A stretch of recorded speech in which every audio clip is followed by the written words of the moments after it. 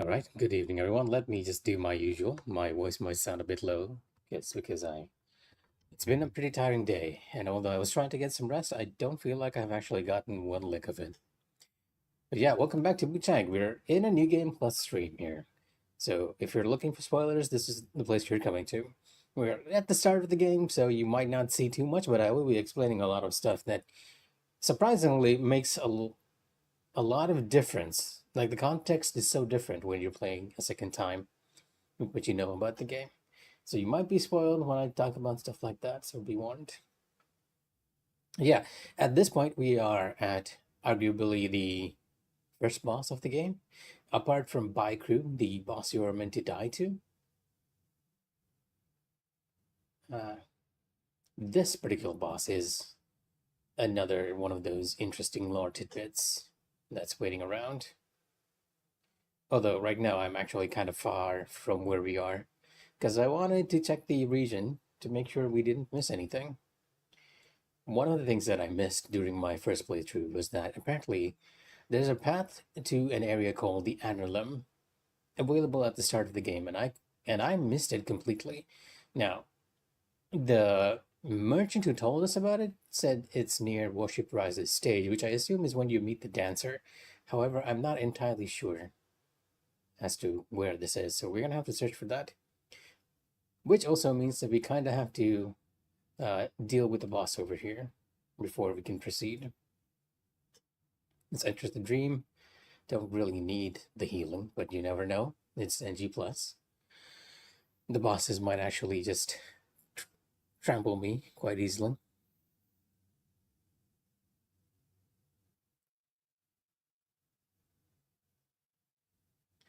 Interesting that Wuchang isn't giving us anything right now.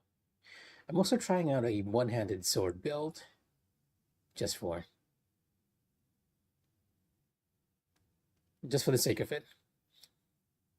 I wasn't relying too much on spells the last time I went through the game, so I figured, you know what, let's give it a try. Let's give it a try. And so far, it's been doing like really, really good at early game. We are pretty overpowered. Now, the first boss, the man-eating Ditanga, we sort of get his lore from this item we just picked up. The Golden Bowl, a bowl of pure gold rumored to be stolen by Ditanga from the Shu Sanctum, worth its weight in gold, has long been coveted by Wuchang, who dares not act on its greed. Okay, never mind, this is not it. We're probably going to get the lore from the key item we get from him. But if we go over to the equipment, you can sort of figure out what's happening with him too. Assuming I can actually read it without changing in the equipment. Can I? Okay, I cannot. Can I check it in my items? Okay, I can. An upper mask made out of human skin that makes Ditanga radiate a most eerie and unpleasant aura. Tomb Raiders disguised as monks, Ditanga and his underlings raided the lights in temple. But when the feathering broke out, they found themselves trapped within and cut off from the world beyond. So all the monks I didn't quite understand this the first time I went through this area, and I even sort of felt bad that we were killing monks, but it seems that all the monks that we've been facing in this area, like if you go over to the equipment, they are in truth fake monks. Like if you look at the name over here, it's like fake monk robes, dazzling fake monk robes, and golden bandit robes. Like pretty much just telling you that each and every one of the monks that we meet here are actually not in real life monk. They were part of Dutanga and his tomb raiders, and they came in search for treasure. Unfortunately, the feathering broke out, and they couldn't escape afterwards. Now, as for Dutanga himself, even has oh wait, this is not him, not his one. Where does he not have a like piece? I'm not entirely sure. Delicate leggings, clip voice clothes. This is it, right? No, this is from Lu Bingjiang. I felt like we got a bit more lore on him. Maybe it's from the little note over here. Day 2, no food remains. It's time to lock the gates and keep the last of the meat from escaping. Her tears never cease. Is she afraid the people of Worship's Rise will come for her? Fear not, I keep the key close. Only over my dead body will anyone set foot in Lights and Temple. Yeah, okay. Sort of cryptic, but this is actually written by is presumably the boss himself, who, if you talk to some of the other NPCs, you sort of figure out that he came in here and he forcefully married the one person over here, who was a dancer. And then afterwards, he either killed her or ate her. I'm not entirely sure. A gruesome fate, either ways. And when we come across him, he's actually mourning her in a sort of mock ceremony of sorts by holding a prayer or a poetry reading in front of her tablet. And the story of these characters actually are explained when we go further into the game. You even meet the original husband of this lady, as well as presumably one of the children of who ran off from the temple. The other child, one child escaped successfully. The other child got his head chopped off, but due to the magic of the feathering, he somehow became the jar child, which we will meet slowly and soon enough. It's very cryptic when you get here at first, but you sort of learn the course of what's happening over through the game. It's a bit unfortunate you don't really recognize a lot of the clues until much later, right? Like you don't recognize that these are dancer clothes until you've beaten a dancer later on and sort of figure out that, hey, yeah, this guy's been up to no good over here. But yeah, we are gonna go in. Yeah, Dutanga is a pretty easy boss, all things considered. I think he the first time I met him, I just did him without like very sloppily.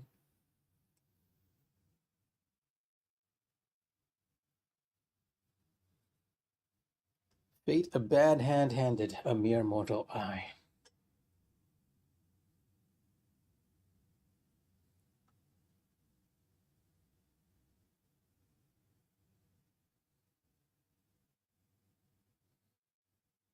And as you can see, he's doing like a poetry reading of swords over here. Like he's pretending to be a monk. And in line with his fakeness or pretending, like everything he does is like very, very dramatic. Even his moves are like so open.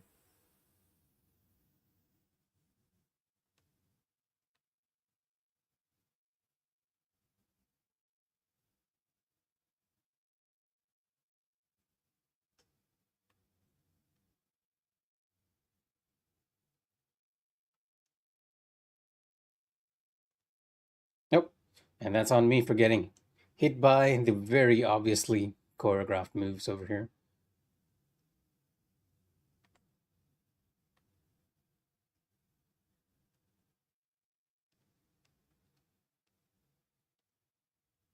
And then it matters since we can pretty much just heal everything back up.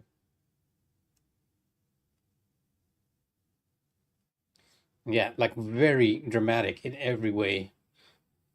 Burning the field and the firecrackers and everything.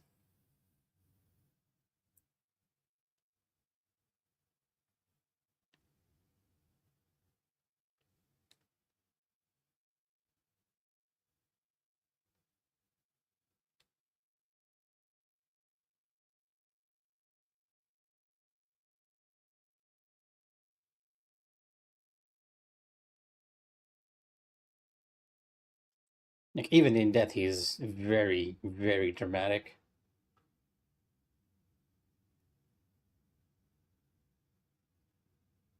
Possibly the easiest boss in the game. And with that, you get the copper jug and the lights and temple key, which allows us to proceed forward. And if you head over here, the memorial tablet of my wife, Feng Jiaoyan.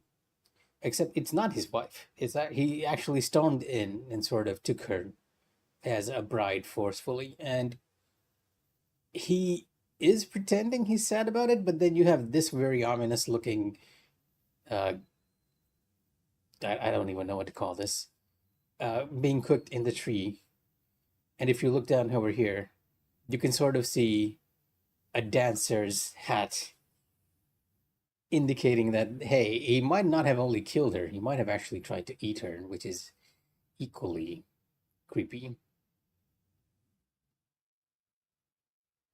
If you thought Wuchang, with its gorgeous woodland artwork, was a nice place, The game is like very quick to let you know. I'm even saying quick to let you know that's not the case. This is not a friendly place, fellas.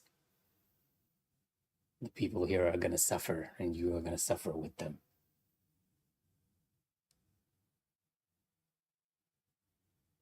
But yeah, we picked up the copper jug, which we can give to Tao Ting.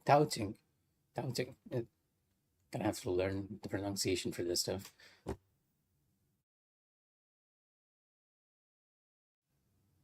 Some claim Dutanga obtained it from the Shu Sanctum and kept it on his person as his personal jug. They say that the sanctum was a gathering place for the people of Shu to worship the primordial deity in return for his blessings. Yeah, he pretty much just stole that from the other area. And if we go over to Wuchang, we can now give the golden bowl to him, which he has been coveting. And after giving it to him, he sort of becomes our NPC, our merchant in the game.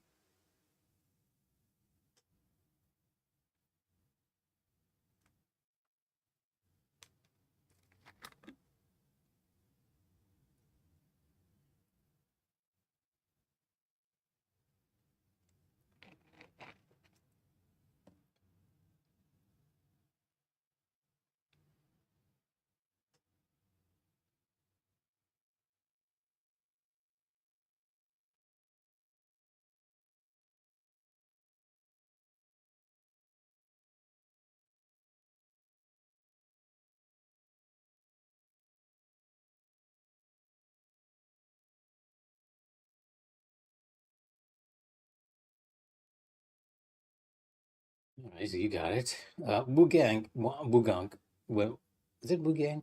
Oh, Wugang. Anyway, once you meet him later on in the Shu Sanctum, he sort of becomes your NPC.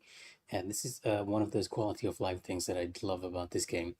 If you bring a certain item from each area of the game to Wugang, he'll sell to you all the drops from the enemies you can find in that area, which reduces the amount of farming you have to do for any one item considerably.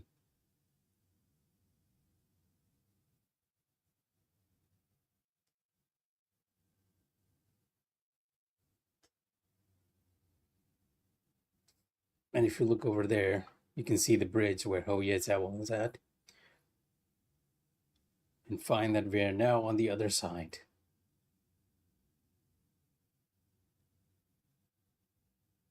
Now, the bamboo shoots actually do respawn.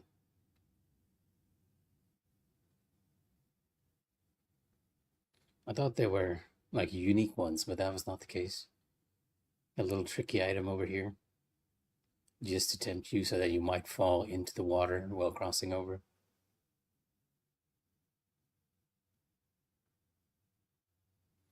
And here we have Nian Sui Chang.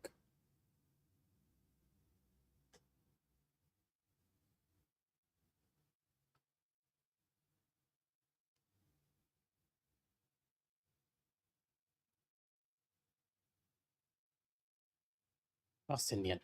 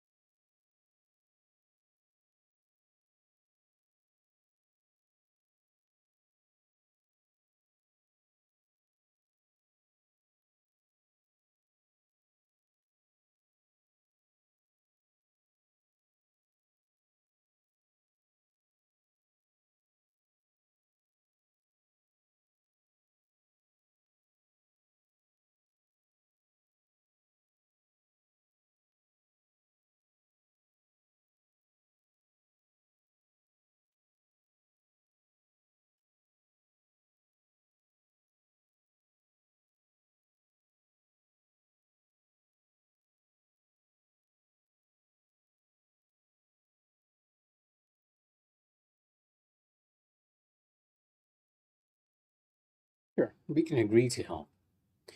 Only thing is, okay, yeah, I'm actually not sure what happens with Neon's quest, right? In our previous playthrough, we agreed to help Neon twice.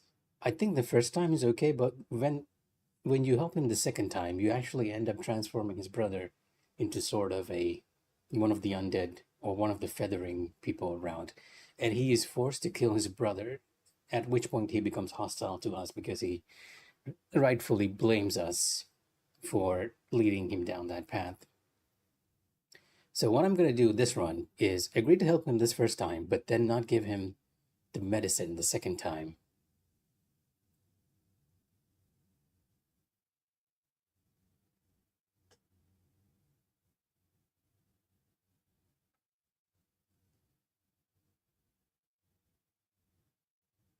Interestingly enough, what the game has done is that if you are getting like duplicate items from your previous run, they are instead giving you soul items. So right here, we were supposed to get the bone whistle, but now you're getting blood of Wang Di, which is a soul item.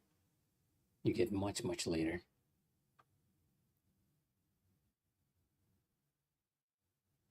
And if you go in here, you find that kid I was talking about.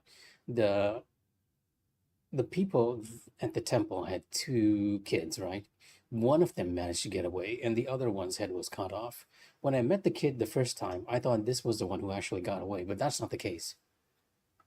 If you talk to him, he'll make like weird sounds. And it took me a while to figure out he's making those sounds because he actually cannot speak because he has no head. Somehow, with that basket, probably because of the feathering and other weird stuff happening, allowed him to stay alive. I'm not entirely sure what happens to the kid, really though, because I missed his the last segment of his quest, which is to meet him at the ferry docks. When I played the first time, I did not find the area to the ferry docks until much, much later. And if you hand over the dough figurine to him, he'll actually teach you an emote. The same emote he's doing right now, which is do I have it somewhere? Examine. Oh, it's this one. To draw a circle emote, where you pretty much just end up drawing a circle on the ground. It's a bit different with Wuchang since she's an adult. But Mercury Sprout.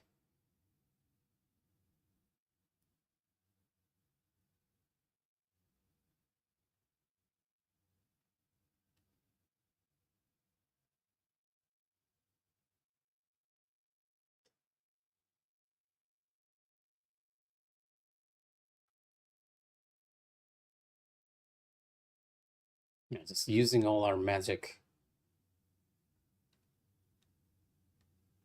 to really just bring it to these enemies who will actually steal your potion and then drink it like there. Wow, he almost fully corrupted me. Almost. Did I go down this way? I feel like I did, but I don't quite remember where this leads to. Feels like this might just be a dead end.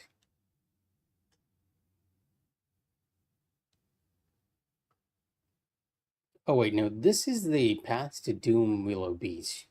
The one that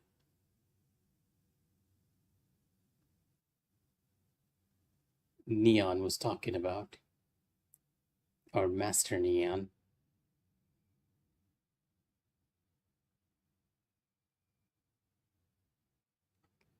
I don't recall if this path ever opened up much later in the game, because you can't get to Doom Willow Beach another way.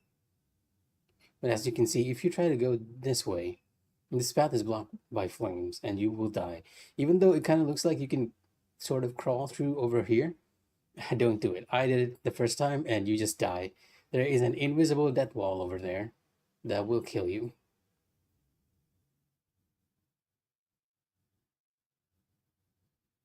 I got the feeling that that path was going to be a bit of a shortcut later on, but if there was a way to turn off the flames, I am not aware yet. There is so much of the game that I missed on my first playthrough, and I thought I explored every little bit nook and cranny before. But the game has very generously been proving me wrong. Yes, I am aware you can get an item from killing those birds. I just kind of don't want to.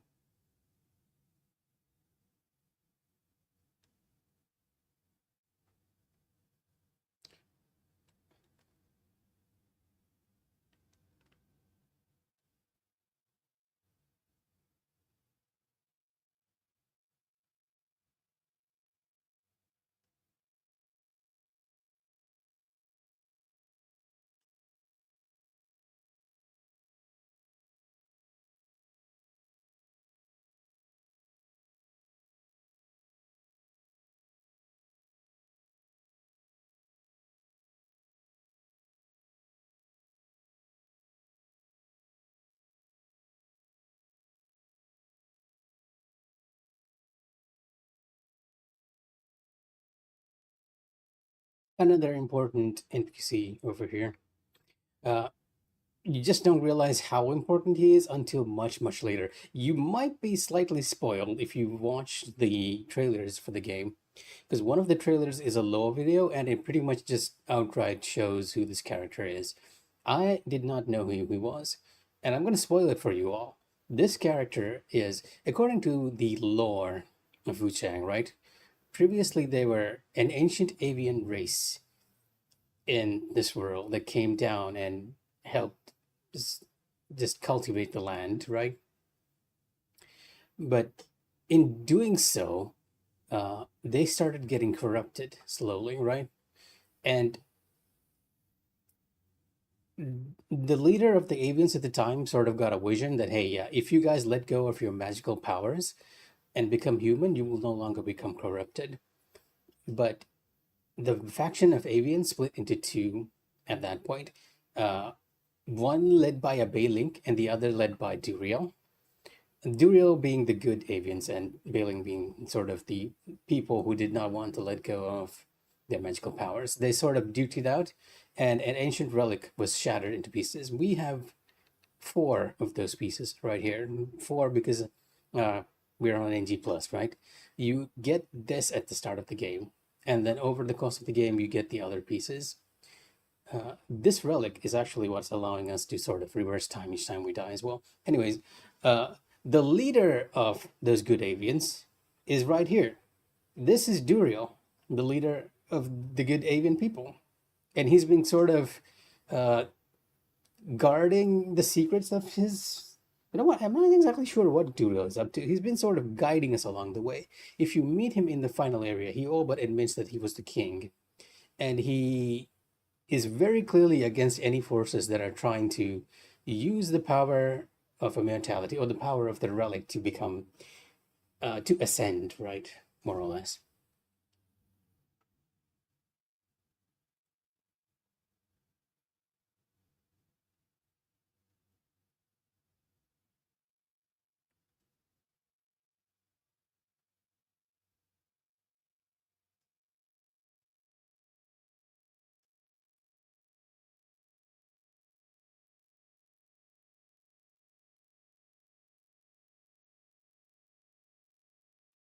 Who are you? Well, he's not going to actually tell us the real who we are. And it's such a nice bookend, right? That this is the first question you ask to this NPC, and it's also the last question you ask to this NPC.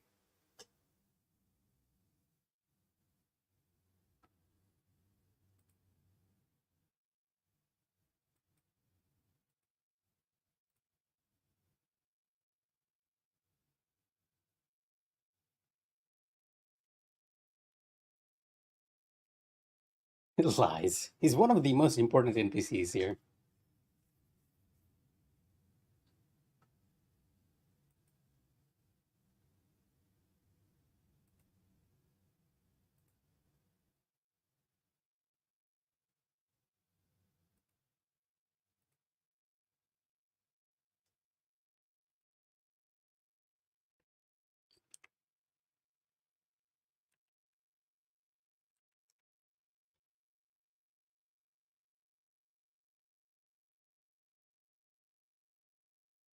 I mean, We kind of don't have any coins, but he'll tell us the story anyway.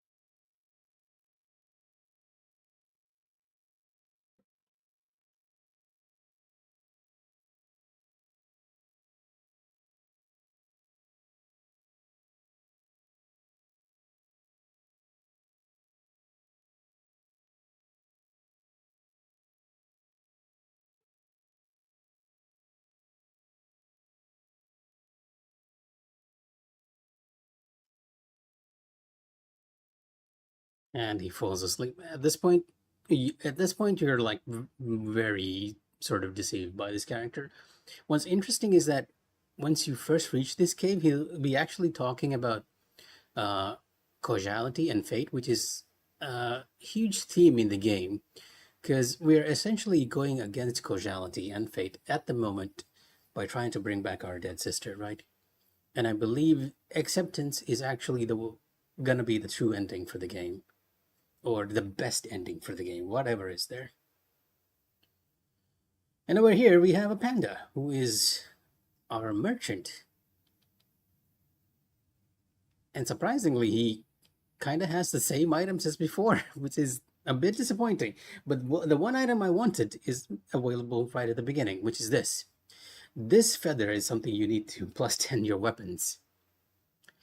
And over here you have plus 1 of the other effects, so still need to get that. So we're going to be hunting bamboo shoots as we go along too. But yeah, a bit of an early visit to this area.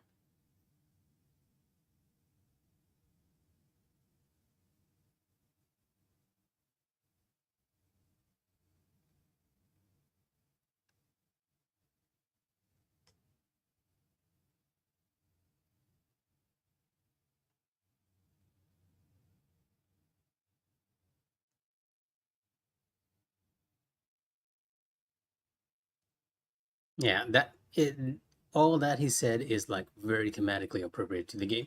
Also, I do believe this is a sort of mixed trigger because if you look back, he's gone. He's mysteriously disappeared.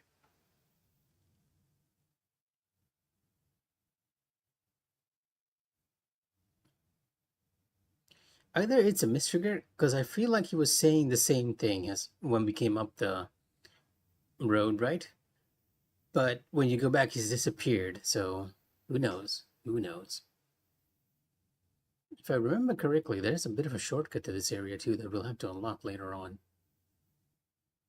Oh yeah, here we go. Unfortunately, it does not open from this side, so there's your warning, folks. A raven pill.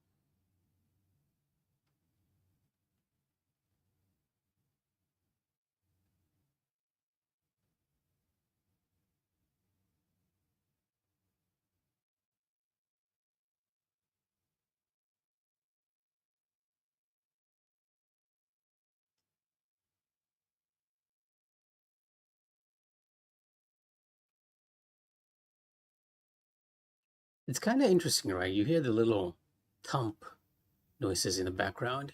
Usually, Souls games are like uh, very dependent on the silence to give players feelings, right? I feel like I've heard this somewhere that the silence in most Souls games are designed in such a way that rather than the music actually telling players how to feel, you are sort of feeling them what you're feeling at the moment. Whatever do you mean, King? I do not understand. There's, and this is something you're going to learn like very early on in the game. If the game generously gives you someone to backstab, there's usually someone in the corner waiting to jump on you instead.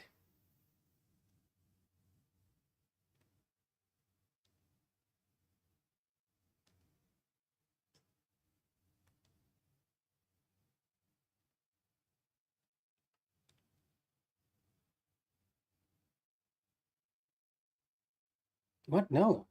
I am streaming on Discord. You should be able to see me. I'm actually online right now. Are you sure? Yeah, I'm perfectly visible on Discord. I believe in this case, King, this might be more on your side than me. Everyone knows where to find me. I usually stream at this hour, even though we're playing the same game at the moment. I'll be honest right now, when we stream, I'm actually recording everything on the side too, because I do intend to do a little video on Wuchang. I feel like I have to. I like the game a little too much to not do a video on this. No, I did not. I saw the I saw even in my first playthrough I was very careful, so who knows? Who knows? Honestly, I think that might be something to do with your settings, right? Because I'm gonna send you a screenshot of my view. Oh, if I can take it without OBS getting in the way. I think OBS is popping up. Yeah, OBS is topping the screen. You know what? Let me just print screen this for you so that you can see it.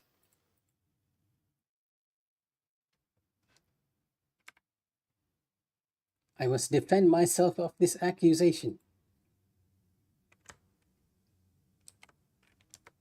Oh, you're looking at the friends list. I don't think friends list ever showed when a person was streaming, right? Oh, it's not even it's not even showing the Discord now.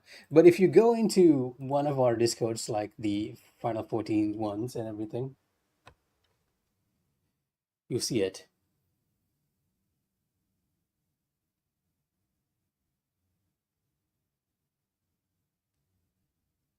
I have never seen it, to be honest, on the DM list. Are you sure? Like well, yeah. If they did, they implemented it much later because I've always checked whether you guys are streaming from the other Discords, right? Oh, okay. Well, unfortunately, it might be a bug, but like I said, if you go over to any of our shared Discords, like Kujara and everything, you can kind of see it.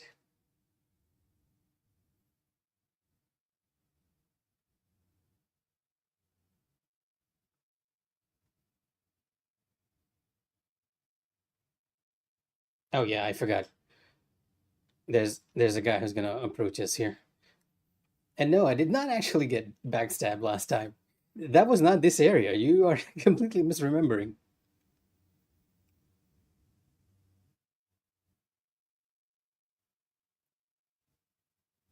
I did get hit by that guy because he came in and interrupted the cutscene on my first playthrough.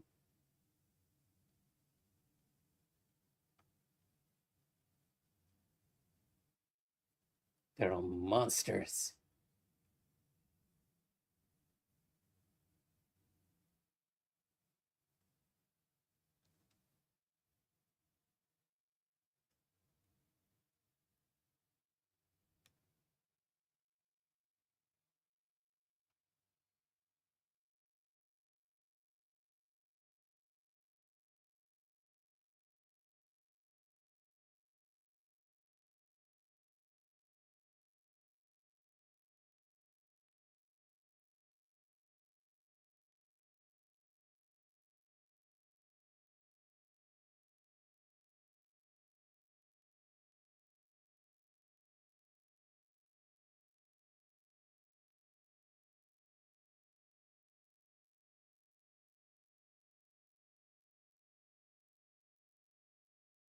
The high priest being Liu Bingzong here. Yeah, you know what? I'm not gonna, King. I'm not gonna deny that I got caught by a lot of NPCs here, but I did not get caught by that particular trap. That's what I'm saying.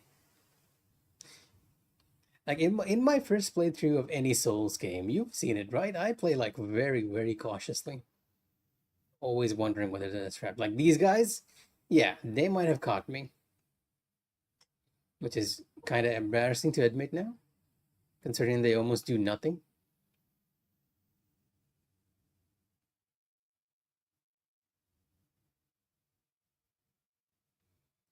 What I do remember is actually getting beat up by this one officer over here who is a red-eyed enemy infected by feathering. But now we have the advantage. Or do we? Like, oh my god, you are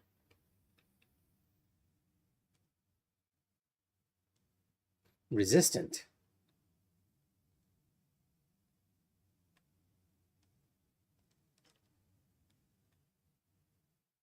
Not so much to that, huh?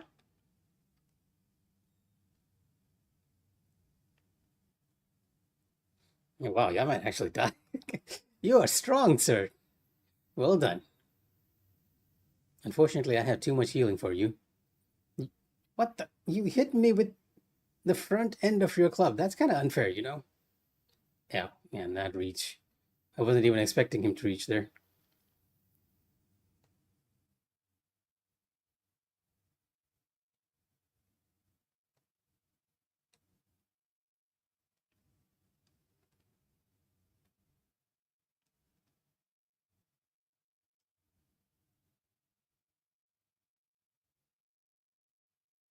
Excuse you, I have never got my pants down in my life.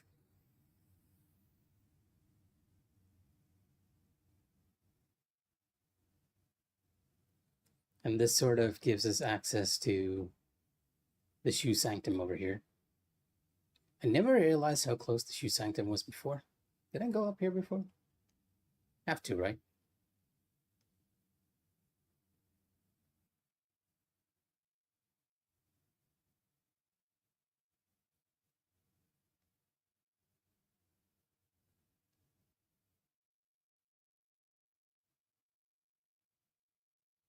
Yep, it is poison fog. It's put there to sort of entrap you if you get too close to that NPC.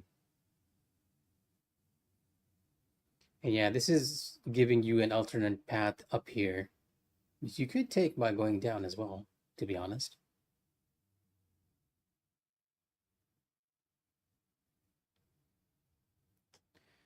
But you know what? Since we're near the shoe sanctum, I'm gonna enter the shoe sanctum, and hopefully Tao Ting is there, and we can hand him over some goods and sell him stuff. And this is your first emote point. Pay your respects.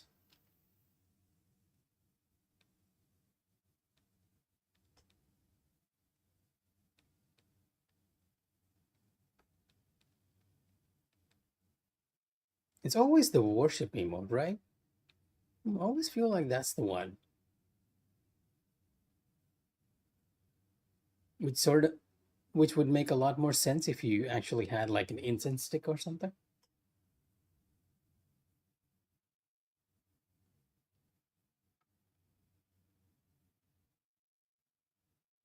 A very little recollection over here.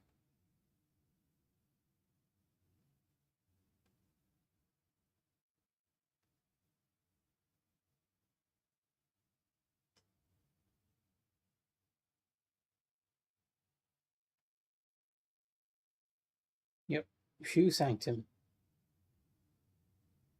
After spending so long in the final segment of the game, it almost feels weird coming to the shoe sanctum when it's not on fire.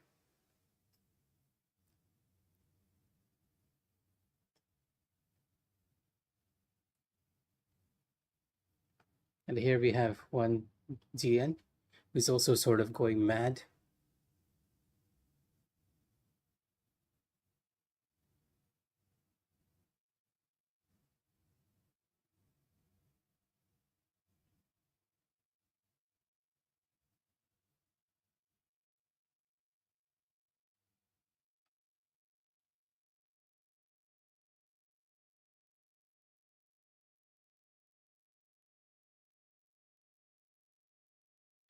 Yeah, this is one NPC I actually managed to do the side quest for, and I feel like we got the right route for her, except getting the right route seemed to have led to her death. And either way, I get the feeling if I don't give her the necessary items, she's gonna go hostile. Like there's no other way. Because that seems to be the general case for many NPCs, right? You either give them the item you need or you do not give them the item you need, and they side with you at the end or become hostile at the end.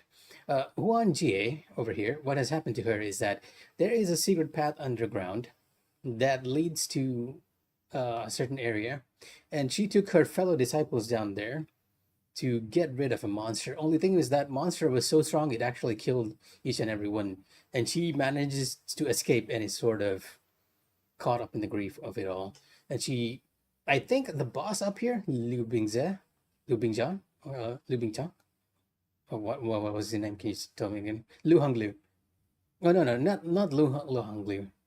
Liu Hong Liu is an optional boss that we can do in a few minutes. But either way, she sort of blames the guy up here too, because we get the Trinity Bell from him.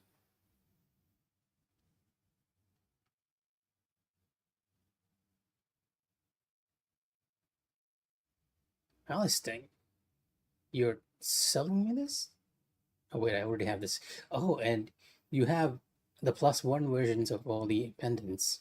Okay, you know what? I'll buy them. But I don't have enough souls.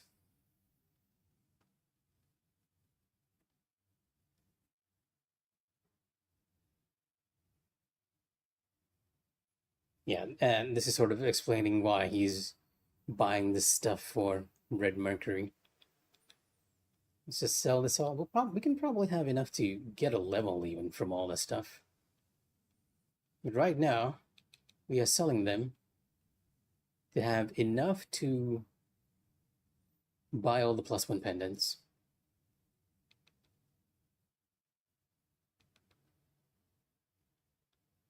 None of the armors get a +1 variation though, unfortunately.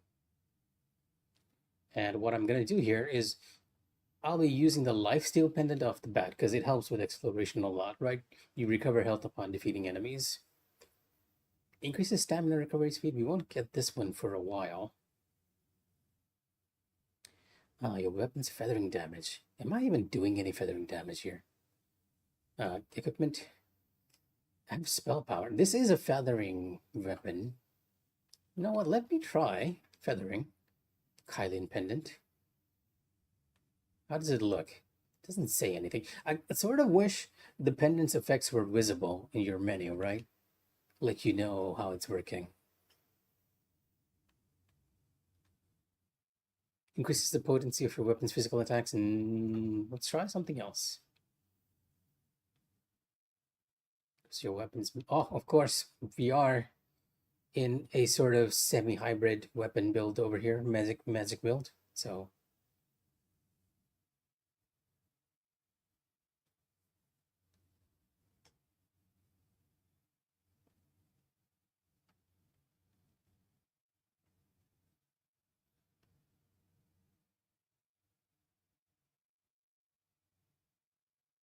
that gives us quite a bit of level ups, like 4 points.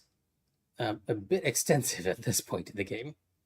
And you know where we're going to put it. We're going to put it into feathering and magic.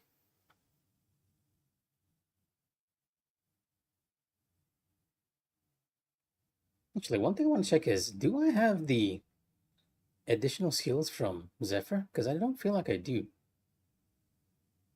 We do have it.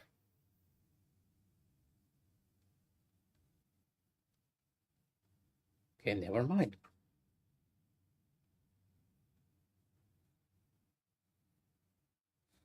Gonna go up here, and there's another NPC here we need to sort of talk to. Xiaolin. We have a pendant we can give to this NPC. In my previous playthrough, I sort of prevented her from being corrupted, but at the end, she still sort of goes mad. So this time, I'm actually going to give her the very suspicious item and see what happens.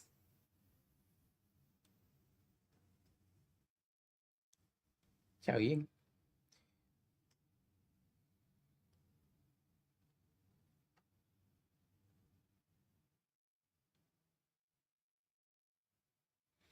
And as you can tell, she's sort of mistaking us for her son.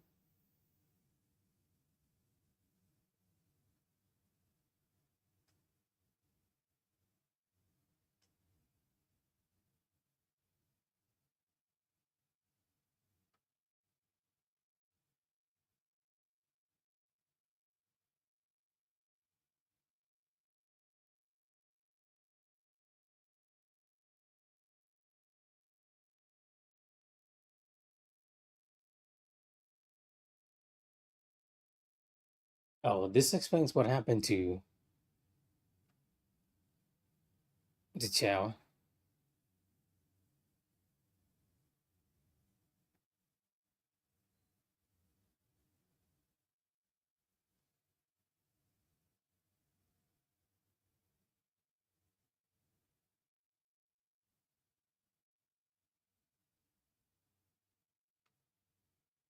Ironic, isn't it?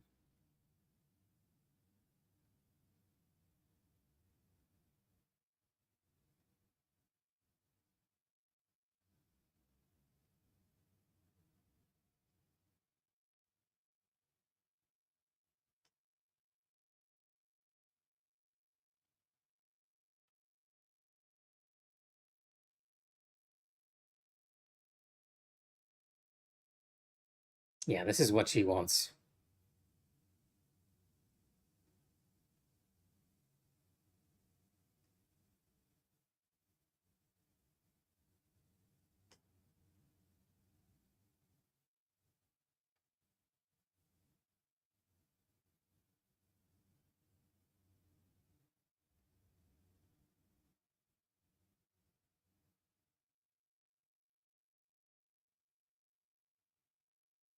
Yeah, as you can see, she sort of wants that sweet jade dumpling. And see, the thing with this NPC is that no matter what you do, she turns out sort of mad, right? Which is why I'm wondering if actually giving her that weird item is the better thing to do. We will see this run. And over here, we have one of my surprise favorite NPCs, right? You don't know his origin right now when you first meet him.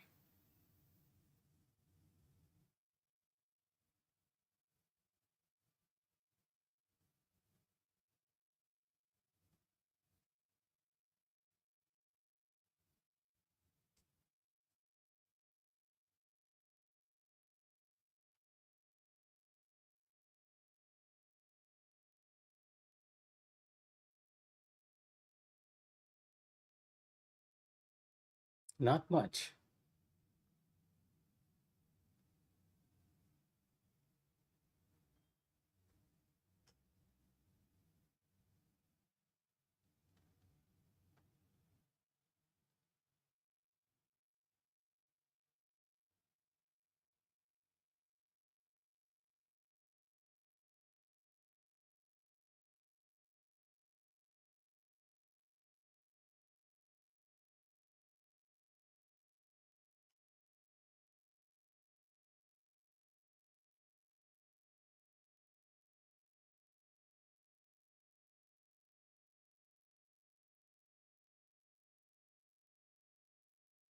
He sounds a bit devious himself, right? But this is actually one of my favorite characters in game because this is actually Zhao Yun from the Three Kingdoms era, or at least that's what it's hinted at, right? He had one of the chisels, the cyan chisel, and he's been alive for centuries, centuries, like watching over this area. I honestly did not expect them to bring a character from the Three Kingdoms into this period, into the Ming Dynasty, right?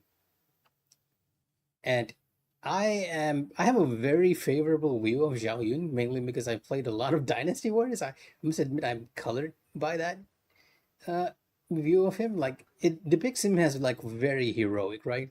During the Three Kingdoms, he dives into this army to save uh, the young baby of his lord. He's trying to save both the wife and the kid, but he only manages to save the kid, and he rushes through the entire enemy battlefield with with that kid under his arm, strapped on a horse. And all throughout the Three Kingdoms novel, I guess, in this case, he sort of displays like a great amount of honor and virtue. So he's one of the most well liked characters in it. Though again, I'm very much colored by my impression of him in the Dynasty Warriors series. So yeah, there's that. Not gonna deal with the boss up here just yet, because I feel like if I deal with this boss, something bad might happen if we deal with him a little too soon. So we're going to take a look around, see what other paths are open up.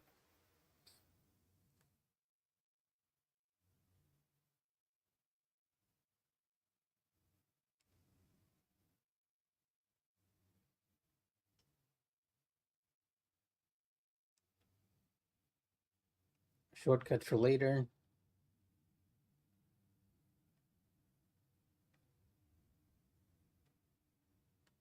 There should be a jar enemy over there. Over here somewhere. Oh yeah, the big jar over there.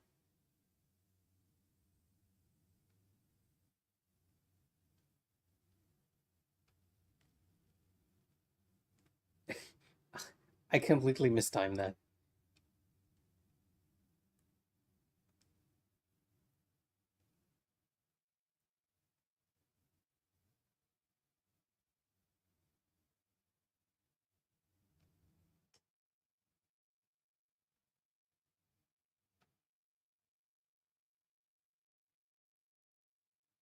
But as you can see, he's not very strong at all against magic. It's a lot easier to just dodge his attacks and rely on magic from a distance at the start of the game to defeat these guys too. They are very resistant to physical attacks.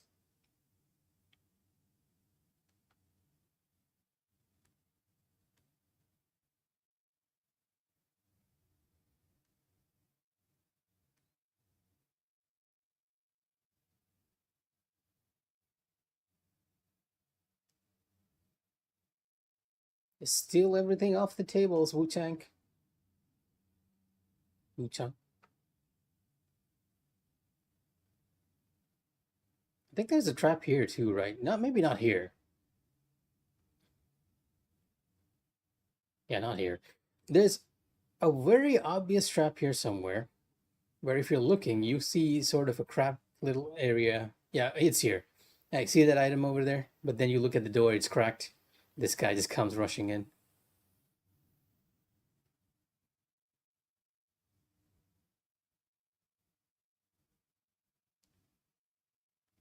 Honestly, this game loves their traps, and I, for one, am all for it.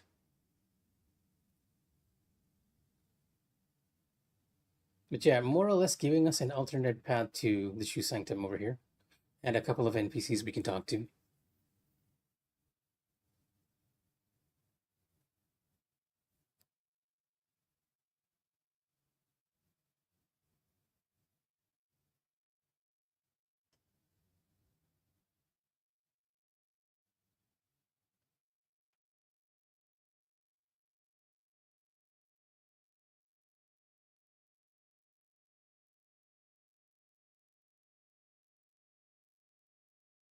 I'm I'm not knocking though. But yeah, as you can see, the NPCs are very wary of us. And don't worry, there is a trap in the future which describe exactly what you're talking about.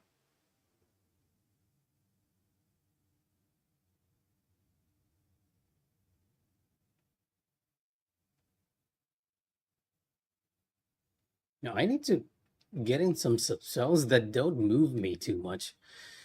And even though I really like this spell, the Golden Scepter, what we're sort of going to do is move Golden Scepter into this.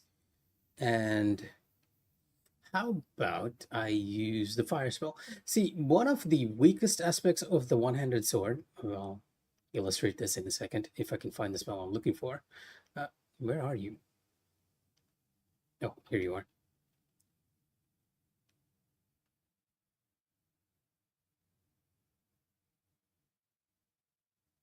Especially potent against inner demons.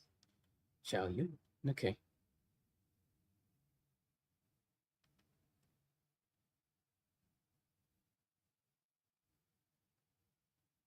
But yeah, one of the weakest aspects of the one-handed sword, you see, in this game, the game rewards you for getting a backstab, right? A charge attack on a backstab. Problem is, the one-handed sword has like so many hits before you actually get the last get a backstab, and it's a final hit which actually counts for a charge hit, right? Because of that, it's very difficult to do a backstab with this weapon. However, this spell actually does a backstab, which sort of means that if you are on a one-handed sword, you're going to want to replace your normal attack with that one for trying to backstab enemies.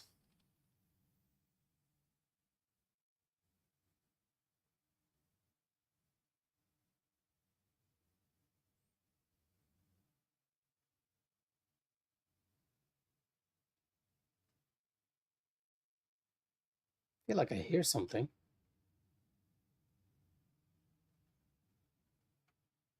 Might just be my imagination, but there is a little. No, never mind. It wasn't trapped.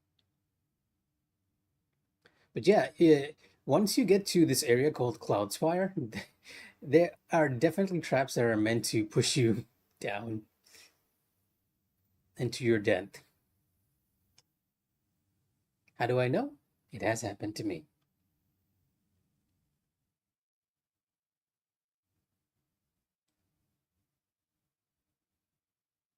Okay, this is taking us back to where we were. So what I'm gonna do is, we saw a little bridge across the way. No, this is not it, right? Is it?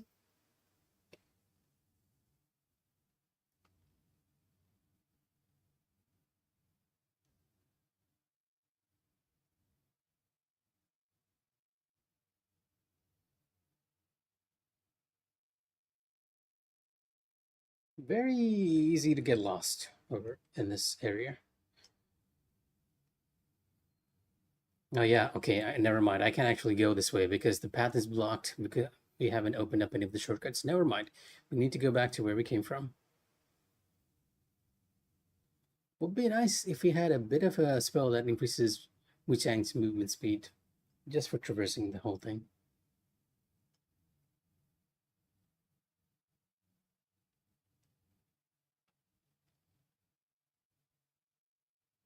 I think it's this way. If you go over here, the game sort of uh, stealthily telling you that, hey, this is an invisible bridge.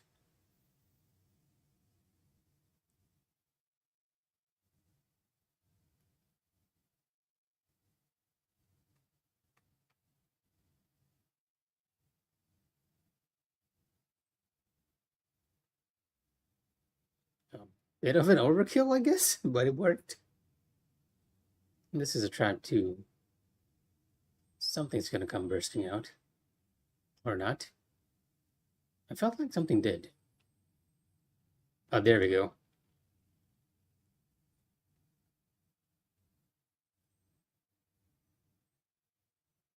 Yeah, yeah, he'll be walking at you like very carefully.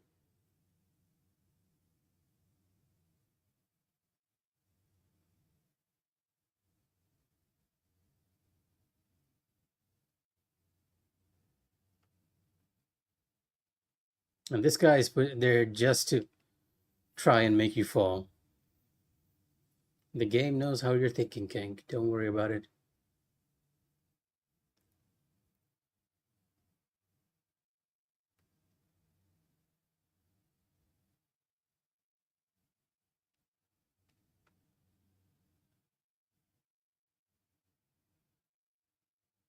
I hear someone else coming too. Yeah, okay. There we go.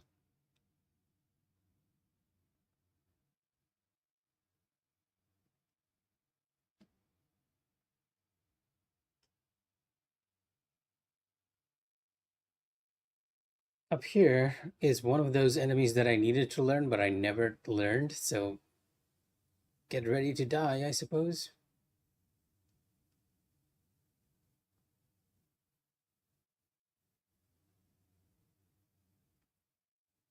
Oh, not this guy. There's just a pot over there. Nothing too dangerous, all things considered. Well, I guess it is dangerous, but still.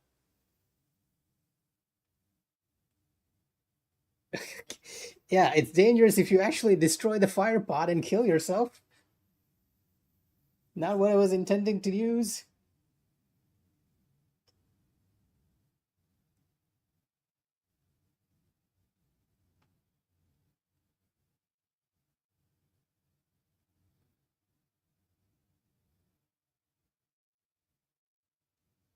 And now we run all the way back in shame.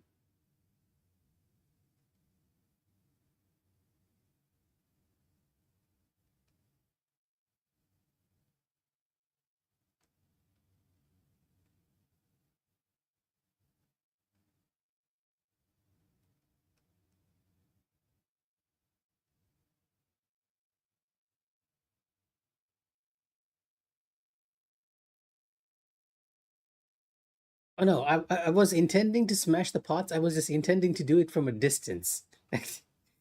So it'll actually kill the enemy. But now there'll be no more reason to, because that guy would have died by now. He's a non-spawning enemy.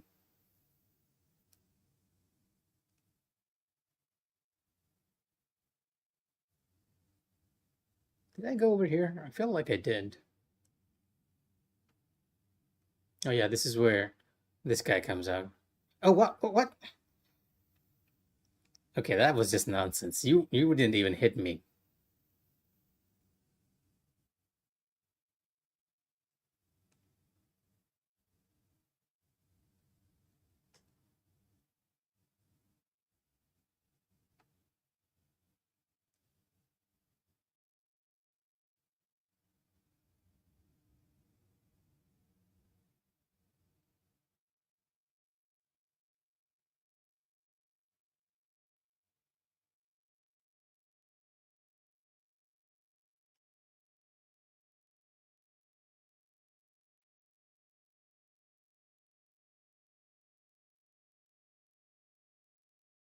This is a guy jumping from anyways.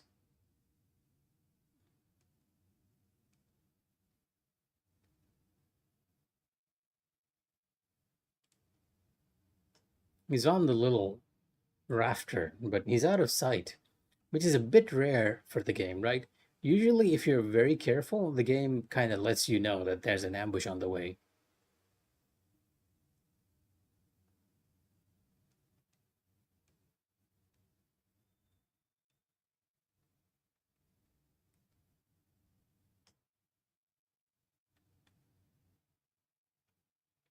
Oh, and you can interrupt my spell. Hallelujah.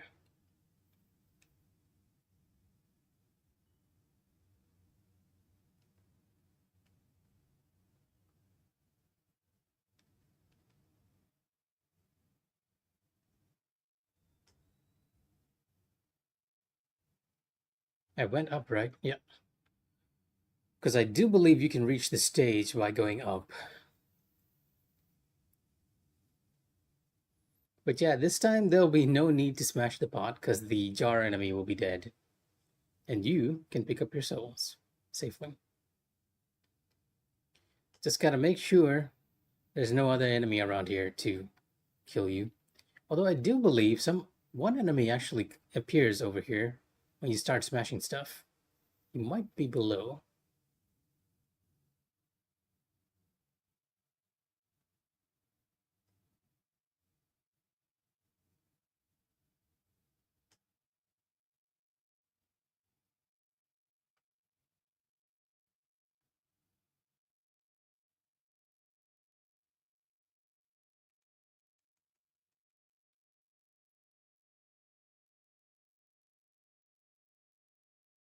No, we automatically got the item because once the enemy is killed, it goes into your inventory.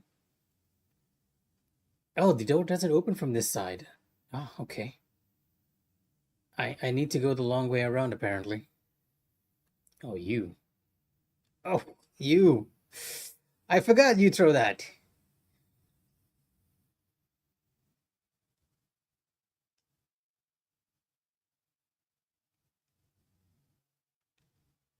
But yeah, like I said, if you want to do a backstab with the one-handed sword, just use that spell. That's the way to go.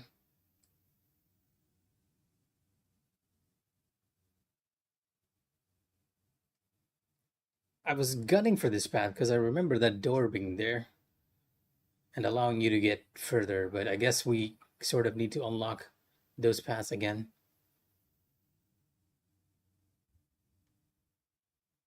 One guy over there with the gun.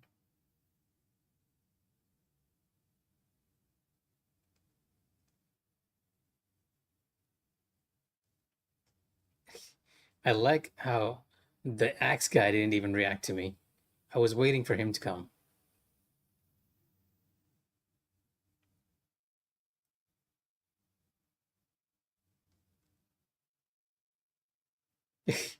Well, he almost succeeded, except the rock met my face, and my face is a little harder than that rock, allowing me to eat it or break it in this case. Ah, okay, just a shortcut. Never mind. We're going back to where we came.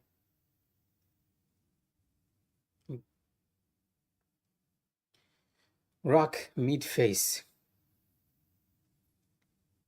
My head is a little hard, as you can see.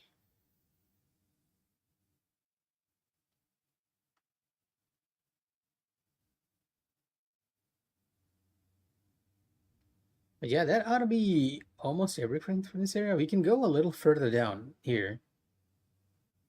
And there'll be guys with guns here, ready to shoot us near the fire barrels.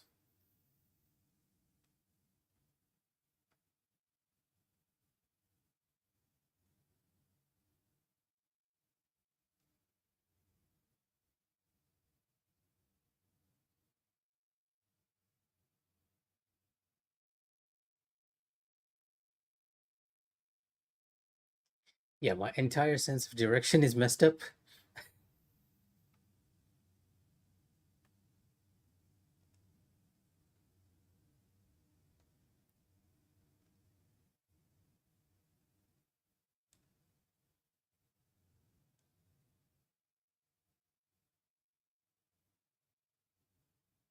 Mm. Yeah, this one NPC telling us to leave him alone. A very interesting design decision, right? Oh, okay, that's the sound of my capture card misaligning. Let me fix that real quick.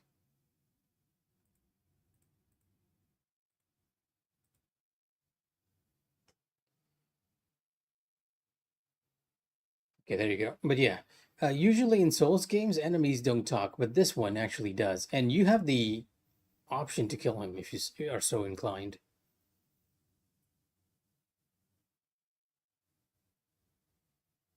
Okay, this here is a trap too, if I recall correctly. Because a guy with a rock, or is it a door, will come bursting through that too. If you try to backstab this one enemy.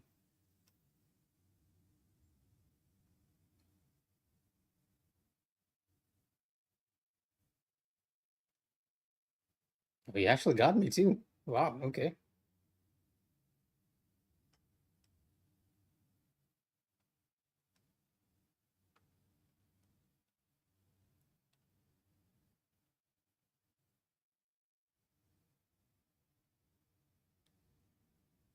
A bit terrifying the first time you meet them, but after a while you realize that they're very prone to back attacks.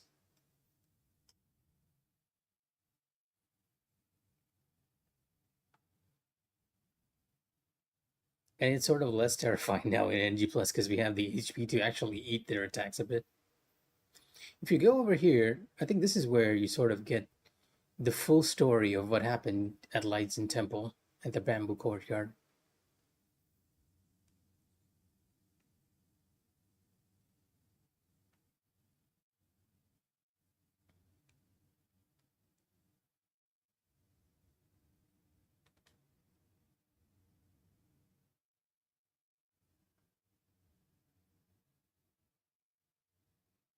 Awesome move, very long cast.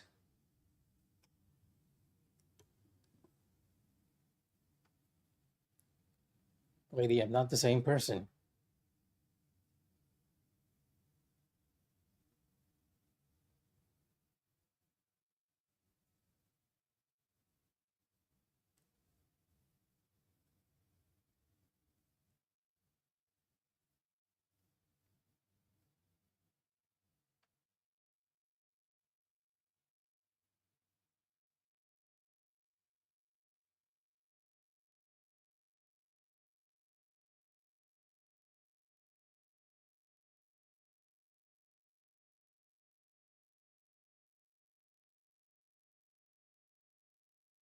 A little bit of lore of our resident merchant who apparently wanted to suicide with the other people over here, the people traveling with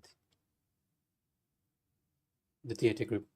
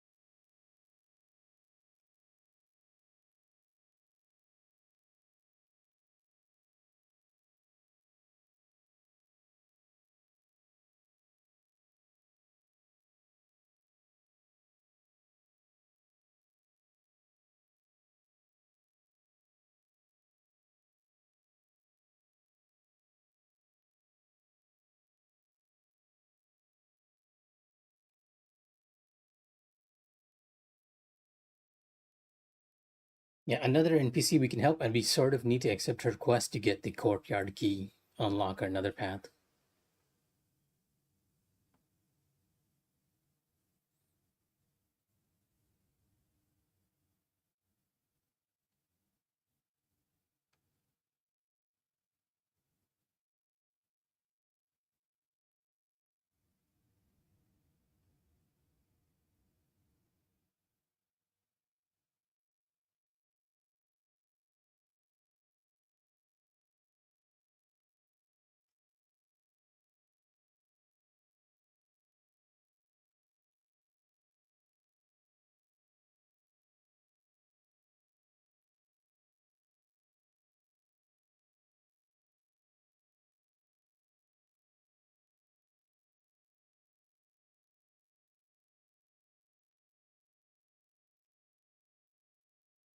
Yeah, and this NPC sort of telling us what's happening to the people here.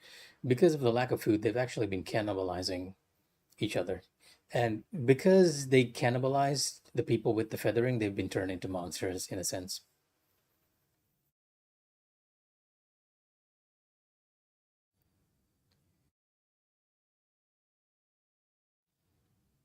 But with the courtyard key, we can sort of head up the path and unlock the alternate entrance to the temple. I do believe the dancing enemy you meet is the child's father, which we ultimately have to kill.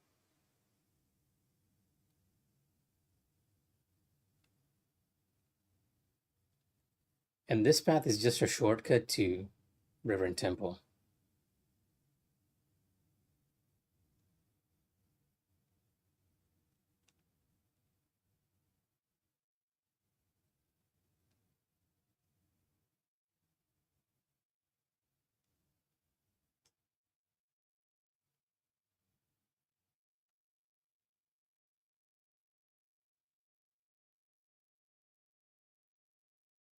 Yeah, you get a little nifty shortcut over here.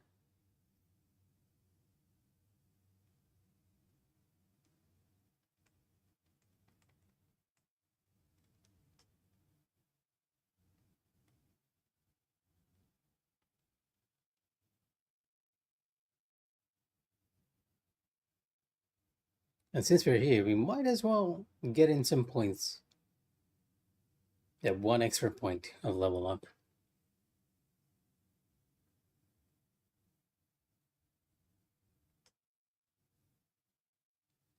And increase our feathering damage because we are going feathering. Ironic considering, you know what, let me respec from feathering here and put it into magic. Because I seem to be using more magic spells than feathering spells.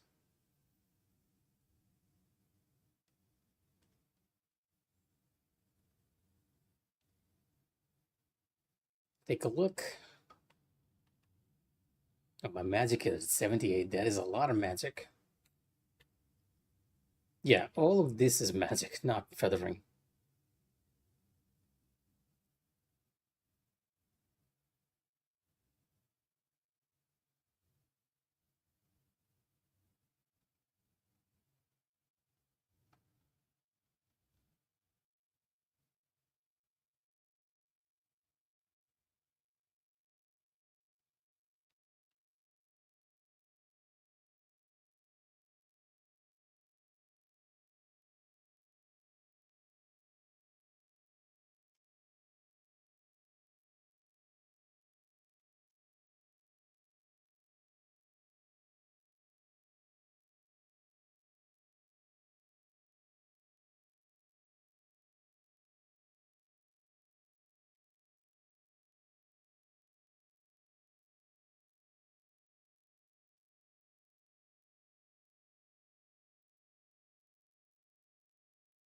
A little area for an item, a bit of a side tangent.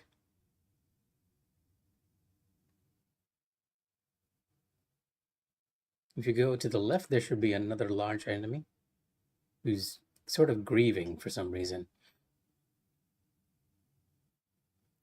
And I'm not entirely sure whether you can sneak up on this guy. You can, actually. You can even talk to him, I believe. Oh no, it's not that. He's actually protecting the chest. He's sad his companion over there died.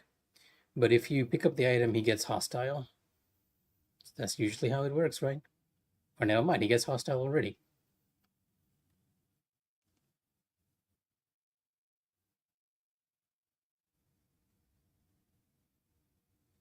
I am here for the treasure, my good sir. Do not mind me. The funny thing is, I actually think this guy accidentally killed him, and then he's grieving over him. See, these clothes, right, makes me think that these were. You know what? I'm not sure. It almost feels like they were children at some point that's been transformed into this hideous self. If there's any law on those characters, I do not know. It's just something they say that kind of gives it away.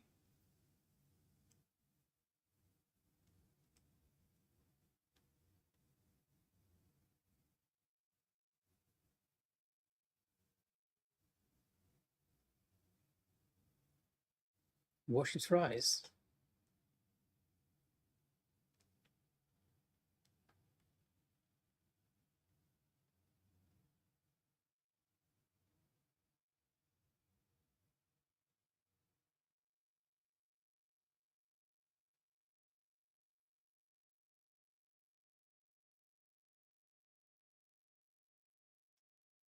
Now, here's another trap, right?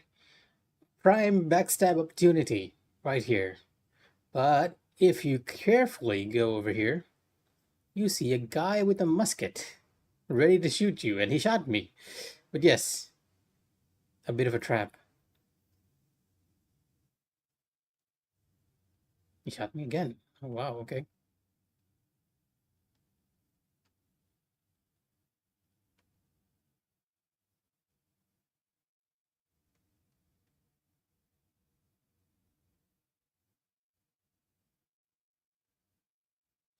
Subtle change in the music, letting you know you're in a different area. But a giant boulder is gonna come rolling down. No? No. Interesting. Let's take care of that.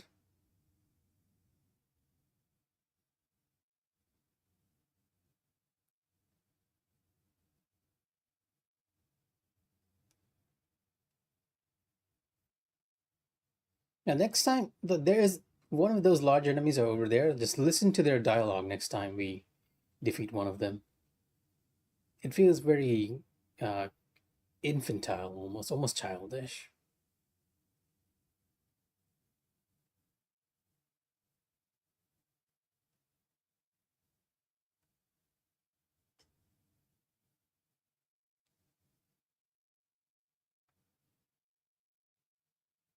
You can't ask for mercy after you're killed, my good sir.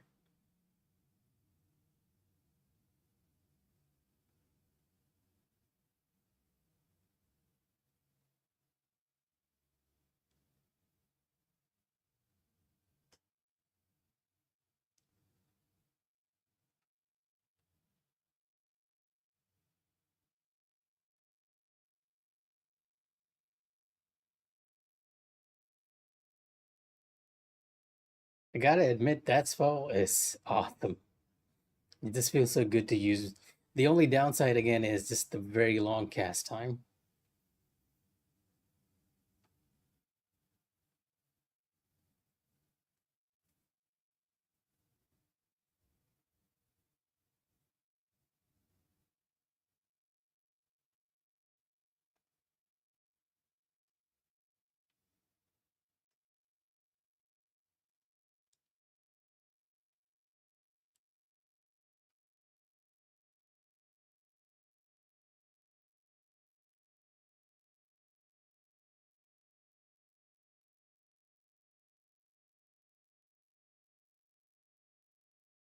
Oh, he didn't say anything. I was waiting for him to give us some dialogue there.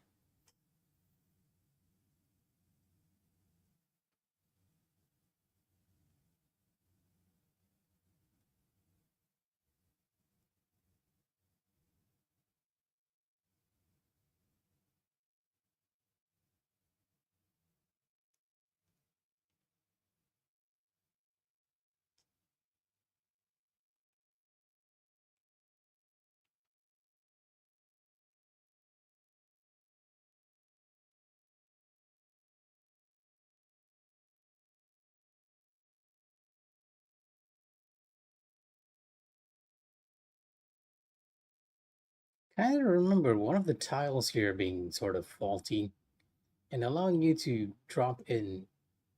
Oh, okay, here it is. Well, it was already broken.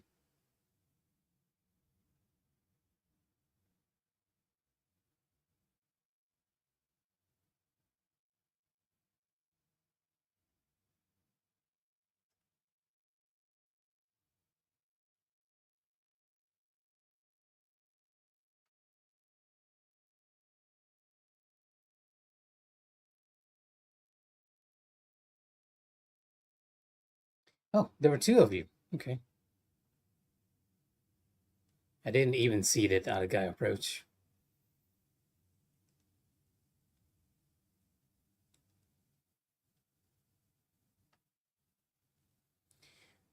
First Moon Day 2. That greedy monk with the long hair has been frequenting Feng's palace. Yeah, okay, this is where you sort of learn the Dutanga's lore. Has he set his sights on her? His crescent spade shines with ill intent, and the crescent spade and the long hair more or less confirm that this is Dutanga. Day 5. Feng, snatched by the monk's greedy hands, Luo's estate has turned into a den of horrors. Day 17. Forgive me, brothers, I cannot meet my end in this forsaken place. Yeah, and this guy ran away. But this is basically a confirmation that Feng was captured by Dutanga.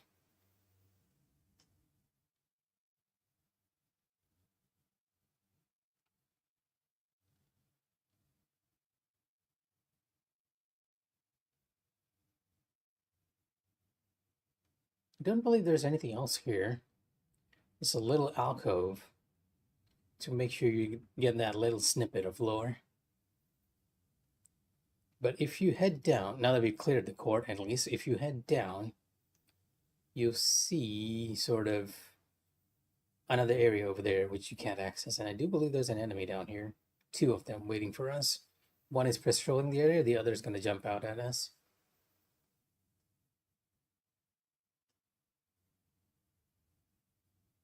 And with the key, you can open this up.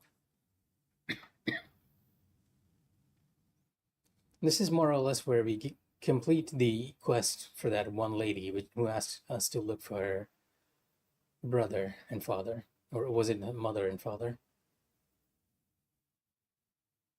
Just breaking everything in the vicinity as we go along.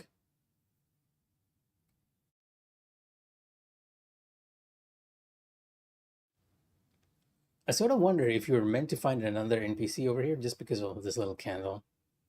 Again, if you see a candle, that's usually, well, it might not be the case, right? Because there are candles all over the place here. Just an aesthetic choice.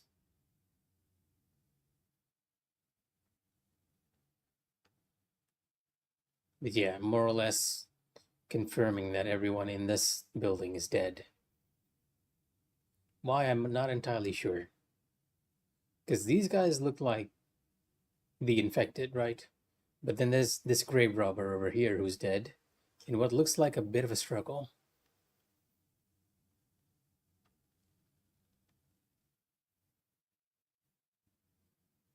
You get the militia stuff, and then enter the room, which more or less completes the quest for the young lady. Dearest father, long have I been with the Shu theater troupe, but now plague rages our land, and brigands circle the temple like vultures. I fear my fate hangs by a thread. I implore you, upon reading this, hasten to worship's rise. Bring my brothers and flee this doomed land. Your devoted daughter, Wan.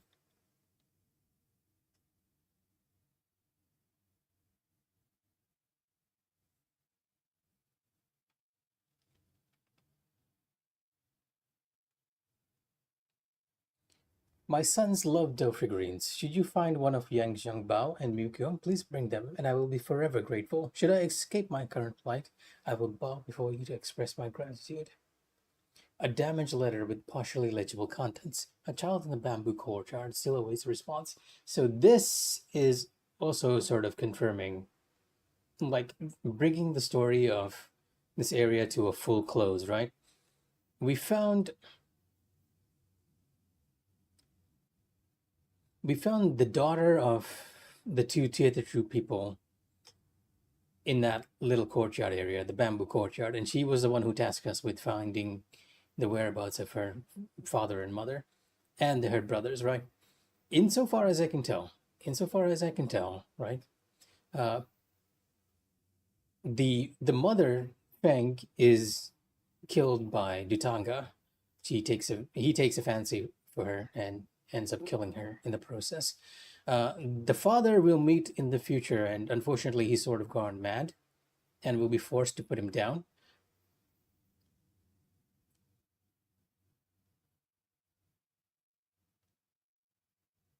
The two brothers are the ones that the monks talk about when you meet them for the first time. They'll talk about slicing the head off one child and the other escaping. The jar kid is the one that with the head sliced off. We do not know where the third kid is, unfortunately. I mean, the second kid is. So unfortunately, even though we managed to complete the quest, we sort of don't have any good news to give to her.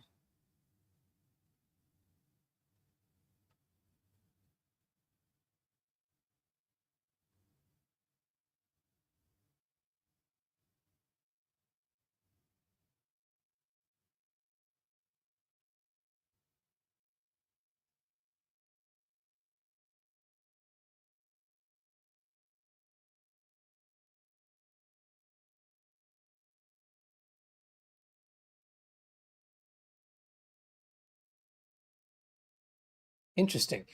I don't believe she makes it to Reverend Temple, because if we teleport over to Reverend Temple, we do not find her there,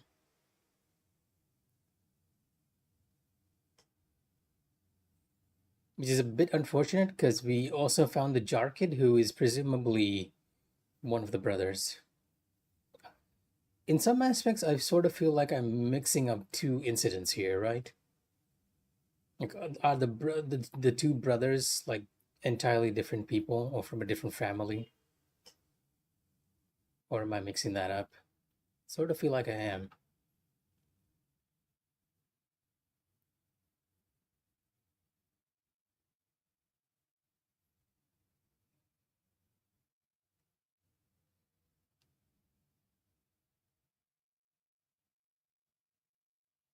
Crimson Lantern Fruit.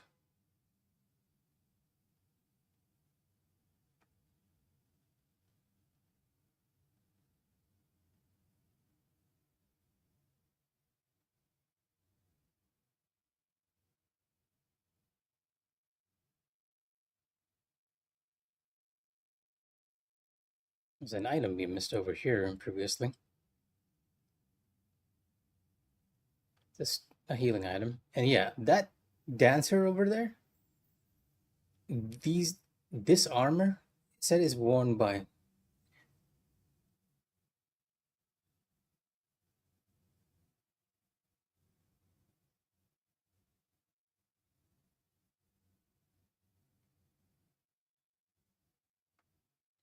But yes, I do believe that is the father of the theater troupe kids you're looking for. And again, he's sort of not in his right state of mind. He seems to have been afflicted by feathering as well.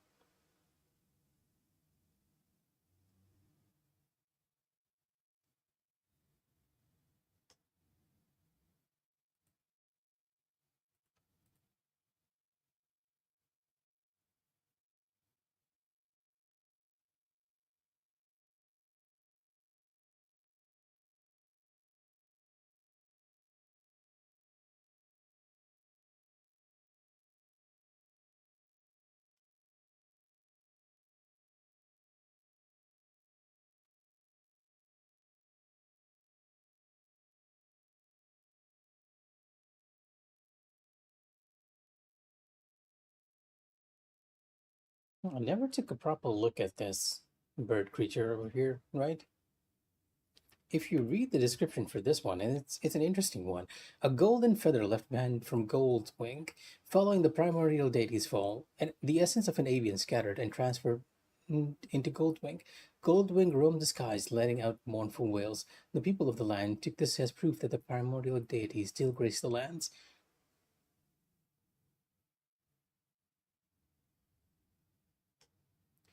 If you hit these guys, you get a leaf, you get a feather, and you sort of so the amount of feathers I managed to collect on my first playthrough, and it provides you with a random buff, either maximum health, stamina, or damage. It's not quite clear. It is a very useful item to have, but I'm sort of wondering whether it's a good thing to kill these creatures.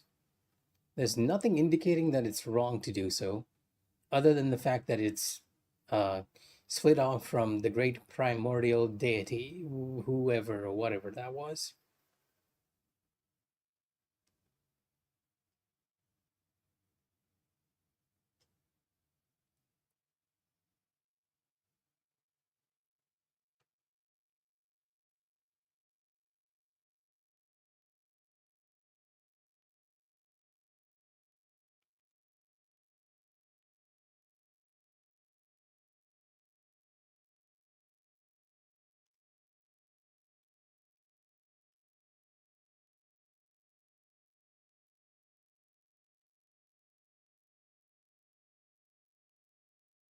One of the more interesting paths in the game, like giving you like a lot of ways to get around. An axe over there, if you find it, almost tempting you to do the plunging attack, except this enemy kind of disappears if you try anything. Your first hit will always miss.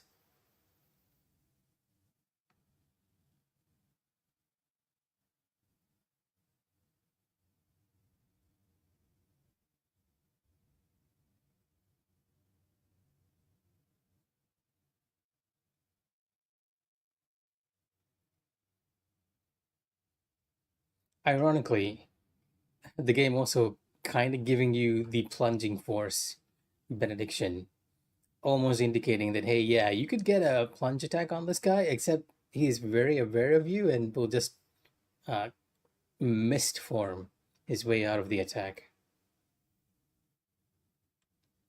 Kind of want to have some frost damage with this fellow. Let me see, because he can kill you like really easily.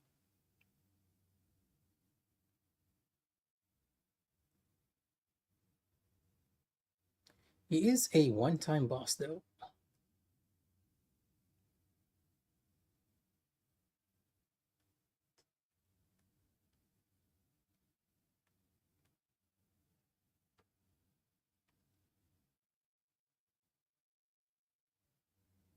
Oh, he did not use the frost damage spell here.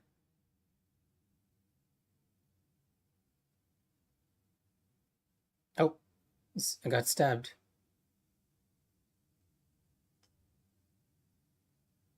Gotta be careful. Of all the fire pots, I mean.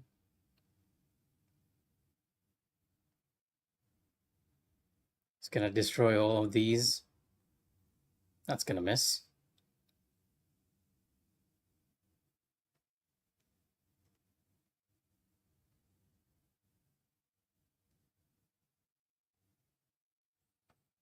Yeah, we got the dog figure of Jing Baozai. which sort of confirms that that kid's father just gone mad. Honey dough shaped into Yang Jiangbao, Yang Jiangbao, originally paired with the dough figurine of Mikh'a. We already gave the dough figurine of Mikh'a. This figurine was a gift from the performance of worship's rise to delight young children. The son gave it to his father, hoping his father could beat the odds and rescue his captive wife. Legends claim that even in death, young Jiangbao's spirit remembered his wife, Wu Qiying. But yes, confirmation for you if you weren't sure what's going on here, what's going on there. And we have also this head over here. Further confirmation that that is the father from the troop. A bit of a sad story, all things considered. It's going to open up the shortcut over here so we can use it in the future.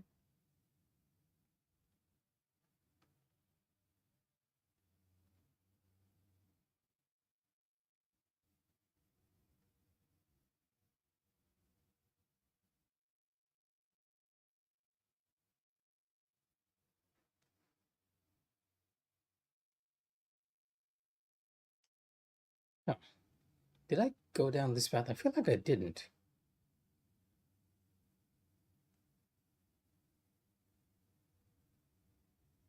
Wait, this?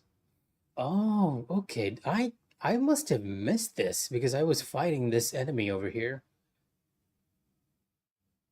This is the path to the Annulum. This is the area I missed on my first playthrough.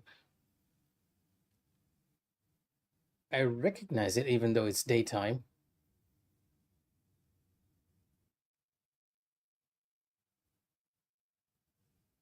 But I'm not sure. You know what? Let me, before we go any further and trigger some unknown combat instances, just pause for a bit and go get some water. If anyone's watching, give me like 5 minutes so that I can take a sip, hydrate myself, and be right back.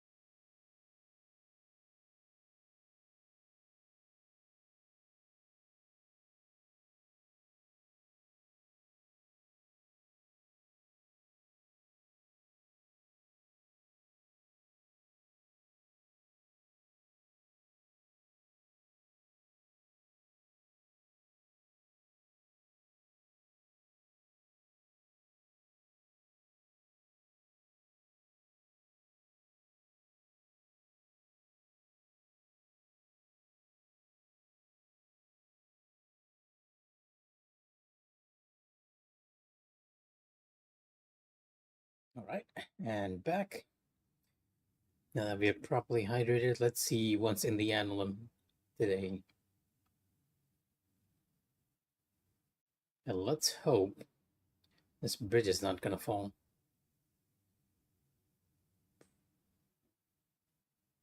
They really do just give you the most gorgeous of views.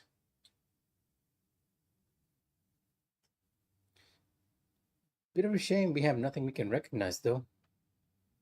Like no landmarks or anything in the distance to let you know that, hey, there's something coming up. Yeah, it is NLM.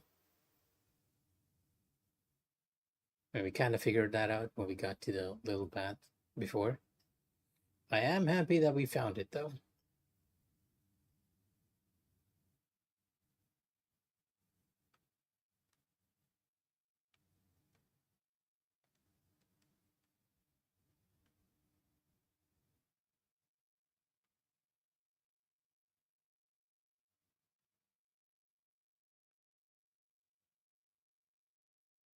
There's a skeleton here. Rather ominously, next to a little lantern.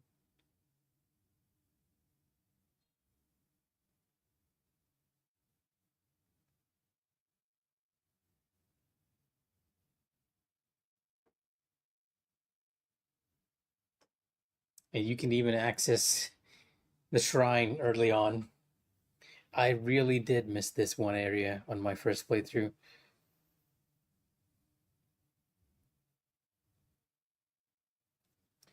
Yeah, the game pretty much just giving me a bit of a humble pie over here. Here I thought I found most of the areas. Well, in truth, I didn't find a majority of them.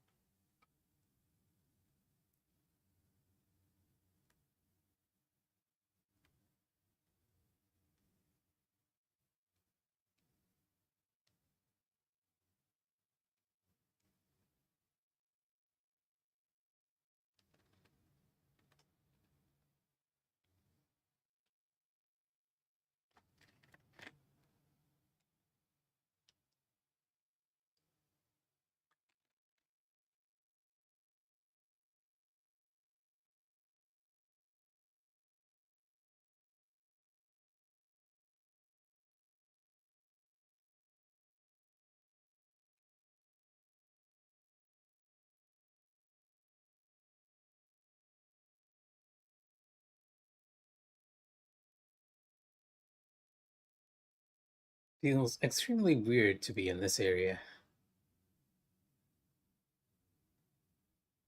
You can even reach that place right now? When you come back later, the bridge is collapsed, so you can't head over there. Curiouser and curiouser. Oh, look at that. Look at that one NPC just grooving. Just having the time of his life. Sort of twerking for his friend over there. Uh, I must admit, I kind of knew about this one because one of our viewers, Trix, Calyx, one of them actually showed it to me. You know what? I'm not sure which one you are.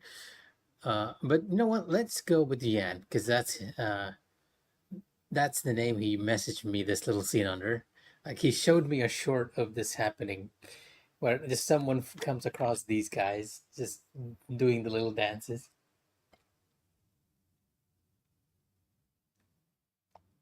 Funny enough, you can find another NPC doing this exact same thing. Only thing is, you dropped in like really near them, so you sort of interrupt their reverie.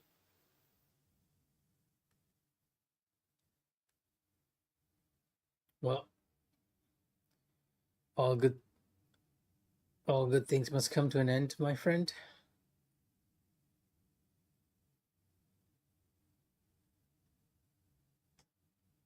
And you will be lasered to death.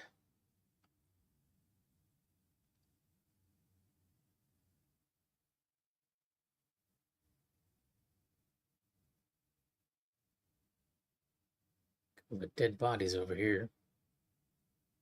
Nothing in the raft. Oh, here we go. There's our trap.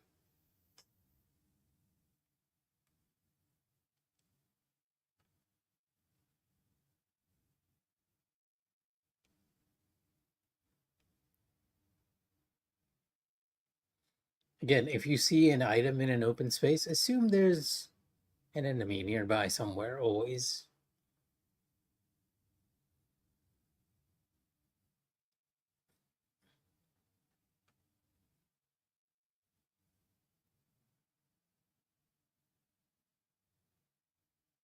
Oh, you have the little path to Panda 2.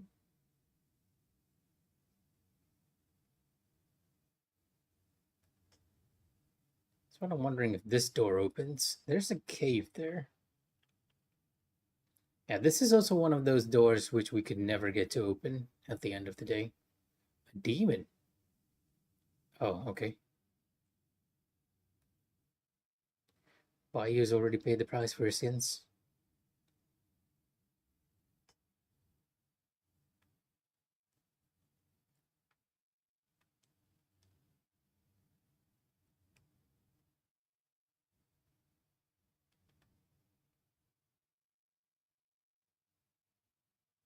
Flowing madness. Oh my god. That magic spell just tore through our inner demon. Did we always get dialogue from the inner demons? I think this is the first time they've said something. And that demon basically told us that Bayou has already paid for our sins. Pijua pendant. I missed this one last time too. Very green. Very green. Reduces the amount of red mercury you drop when dying. A jade pendant carved into the shape of the legendary Pijua beast. Engraved with the number 47 for reasons unknown. 47. The mercantile Tao family amassed great wealth over generations. Rumor had it that their residence was on Fang Shui blessed land, prompting them to build a monument in the back mountain to ensure endless blessings for future generations.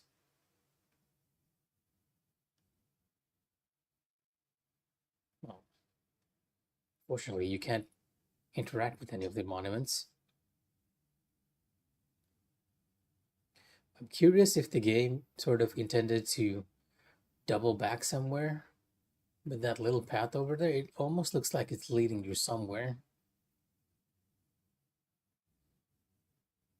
I need a boundary break video on all the locations in this game.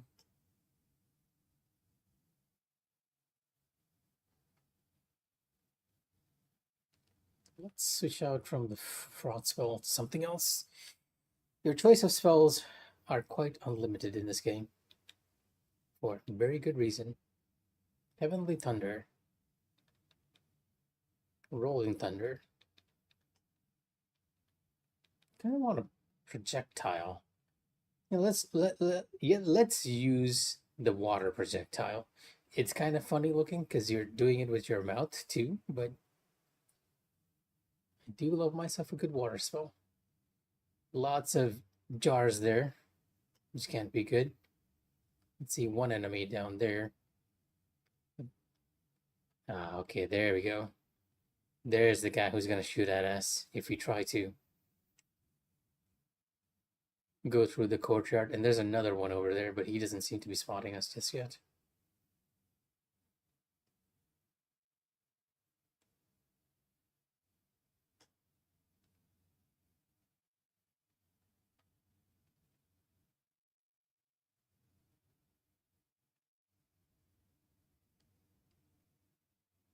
Yeah, if you went to get that item, he's just gonna shoot the fire barrel and you're gonna die.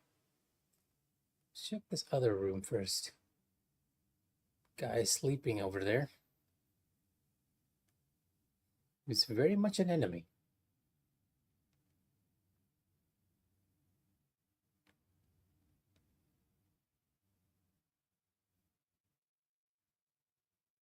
Well, I can't at least deny the variety of the spell itself, right?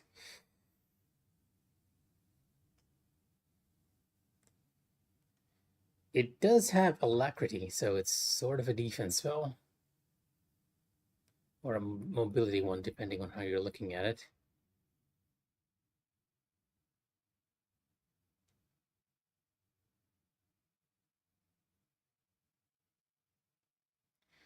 I was assuming that the key item that we were searching for, Tao Chin, was in this little room, but that does not seem to be the case.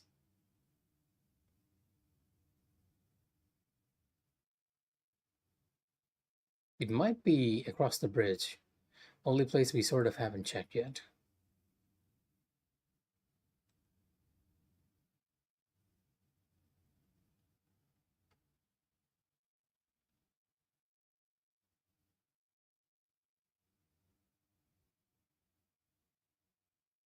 This is the way we came in. Bridge is over there.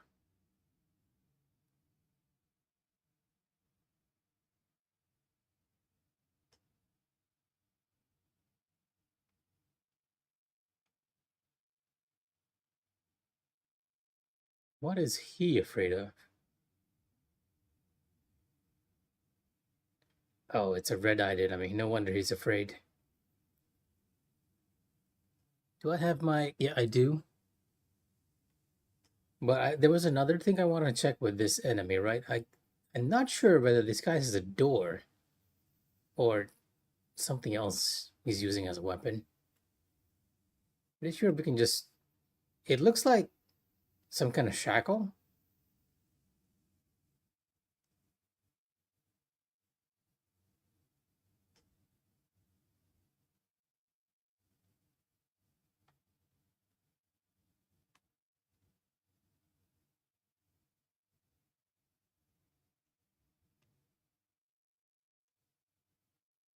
Doing pretty decent damage, all things considered.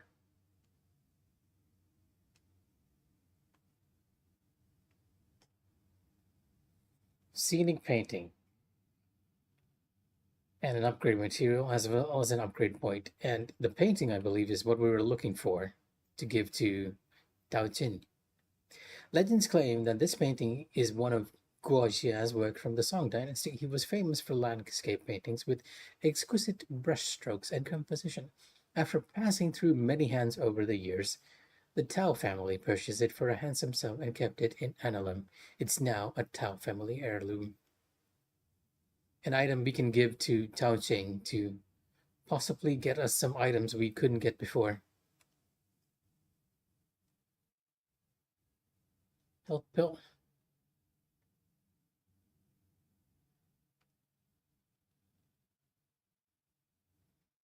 But yeah, that's all in this area. We can sort of safely head back to the Shu Sanctum to deliver this.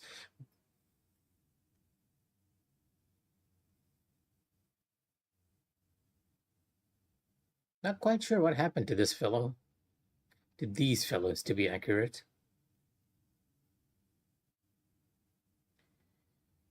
Seems like they had a bit of a fight over who could have the treasure, and the big guy won.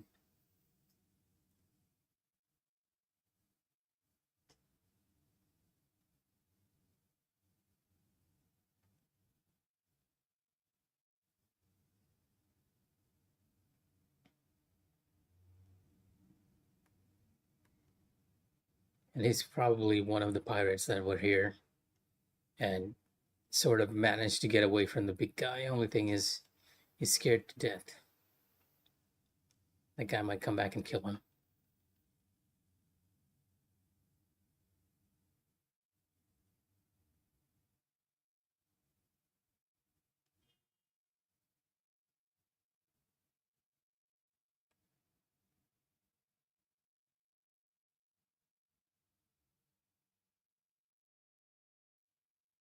Nothing in this little alcove over here.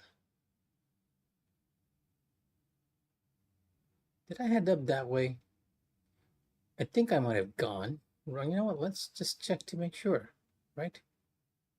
We missed a lot of items before, so double checking won't hurt anyone. Yeah.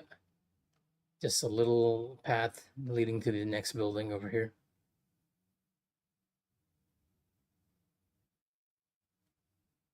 Okay, with that, what we're going to do is run back to the Shu Sanctum. Ideally, you could just take the checkpoint over here, and the shrine over here, and then run back. But if we do that, we're going to have to do the little run back to the area we came back from.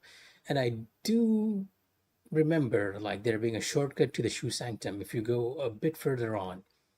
A couple of enemies there, but nothing we can take care of.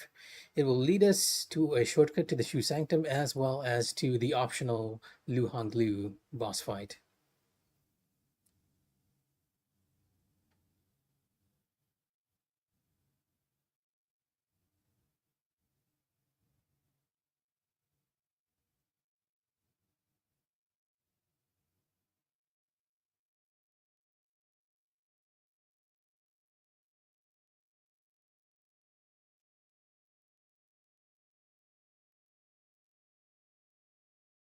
Yep.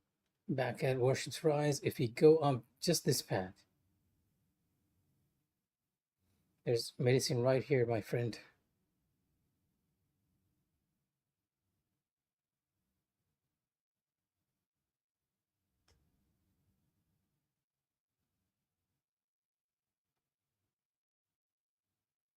A little extra path. This is not the way to the Shu Sanctum, just so you guys know, but it is the way to a bamboo shoot, which will very quickly lead you into a trap. Oh, I couldn't get it. I was hoping we could, but no. How?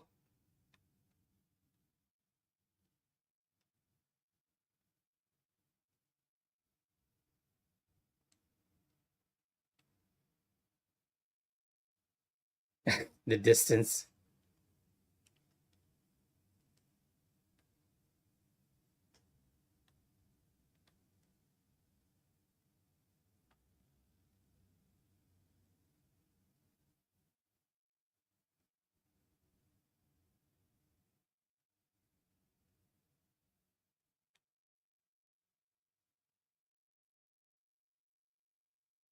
We'll have to come back to get that particular bamboo shoot. And they managed to get away even this time. I did come back for it in my first playthrough, and I do believe it was a bit easier because we managed to get it. We didn't have the pot enemy to deal with. Also, welcome back to the screen. I assume you had a little errand to run. Oh, two of you. Okay.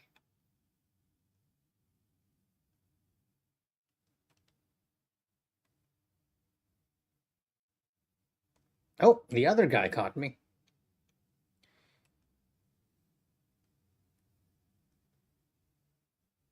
And he struck me with corruption.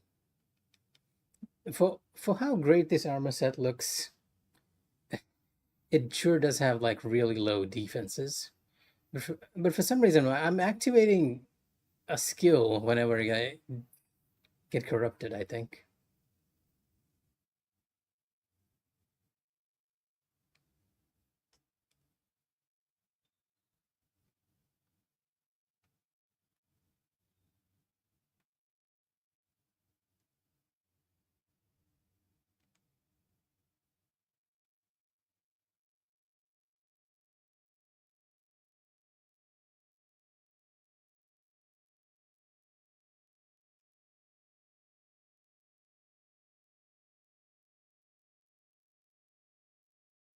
This will take us back down to the courtyard.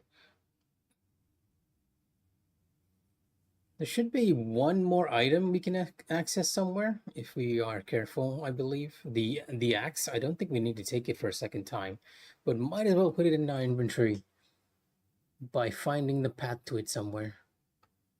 A ladder or something.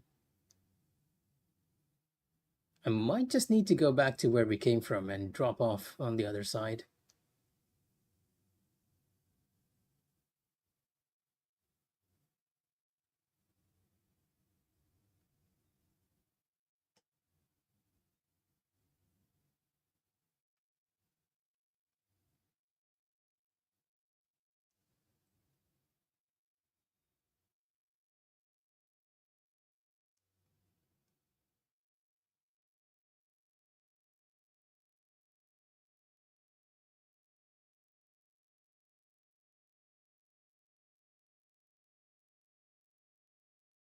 Just trying to remember how we accessed that area. This doesn't really give us much of an advantage, all things considered.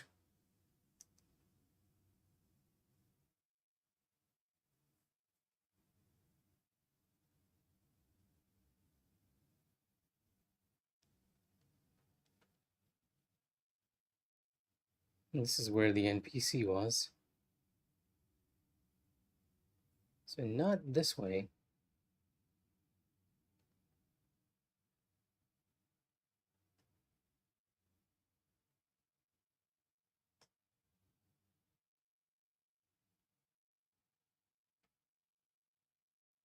And this is the path to Analog, where we found the one item we were missing from our last playthrough.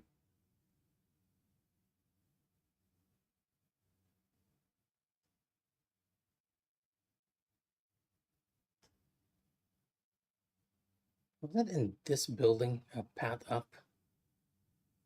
Nope. There's an item over here, though.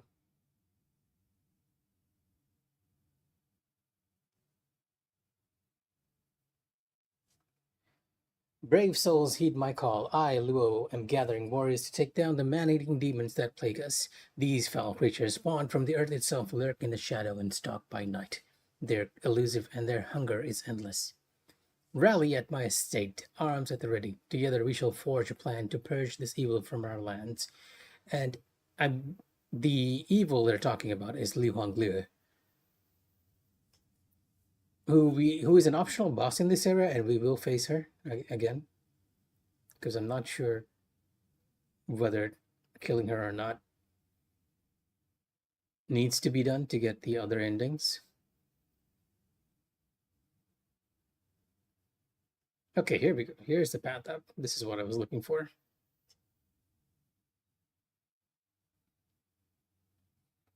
Wuchang, it seems, was lured over here by someone. Well, not by someone. She came to take revenge on someone for killing her father. My understanding of Lua's lore is that she sort of died, or rather, she. Yeah, I feel like that's the case. She died during birth, and her father, devastated by her death, sort of brought her back to life using the some funny business, by undertaking some funny business, right? And because of that, she came back completely wrong. And I do believe it might have something to do with the chisel. Notes I need to keep on for the future, like figure out how exactly it happened. But either way, she was brought back wrong, and she sort of had to eat. She ended up like killing and eating other people to survive, and grew like very large, right? Now, at some point, the villagers started to get like really afraid of her. They knew what was happening, and they came back and killed the father. And in her rage, Liu sort of tracked down the person who rallied the killing, and she came all the way over here. Uh, well, technically, all the way over there, where she got trapped by the Taoist forces. And now it's up to us to sort of put her out of her misery.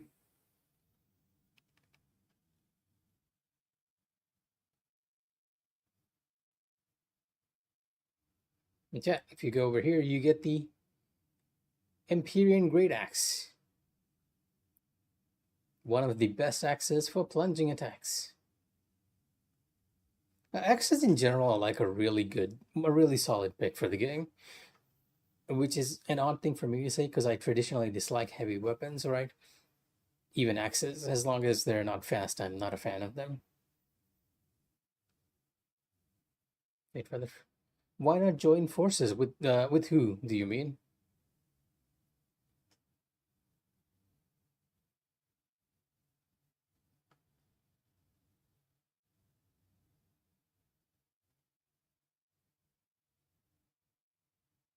Let's get our little shortcut to the Shoe Sanctum over here.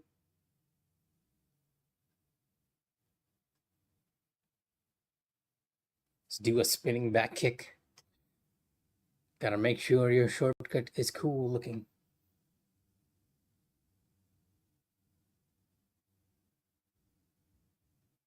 Oh, I think you might be misunderstanding here a bit, King. Liu is actually a monster. Uh, like I said, she died during her childbirth or something, but her father brought her back using presumably the chisel that we have on our inventory, but using it without the proper knowledge and without red mercury, it seems to sort of make that person a monster. And Lu Honglu actually turned out to be a monster.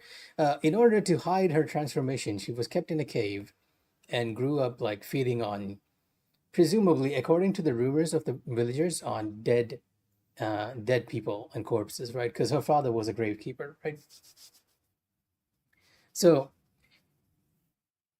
uh, eventually the people got scared and they sort of started attacking the family, and the father was the first one to die, and Lu Honglu in her rage retaliated. uh, and we can't join the forces that tried to take her down because it's already happened. The event has already happened. They tried this already, and we have arrived at the moment where they failed.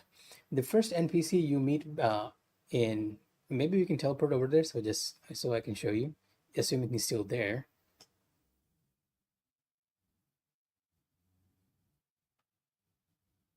Yeah, she's just mentioning the Jade Dumpling, which we're gonna get in a few moments by defeating her. And we have Neon over here as well. But yes, let me quickly teleport over to Reverend Temple. Now I can actually talk to the doctor as well. Uh, and I can probably show you what I mean.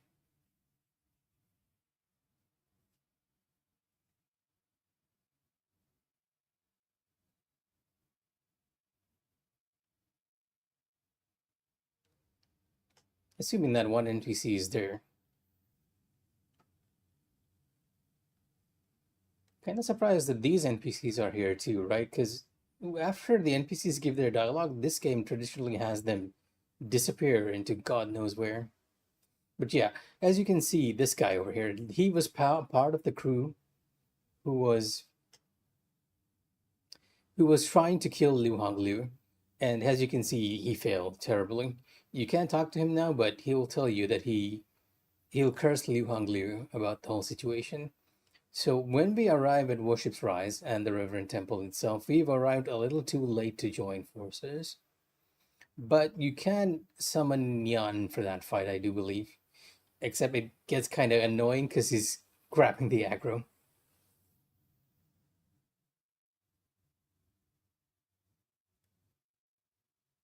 Chuan Yangzi.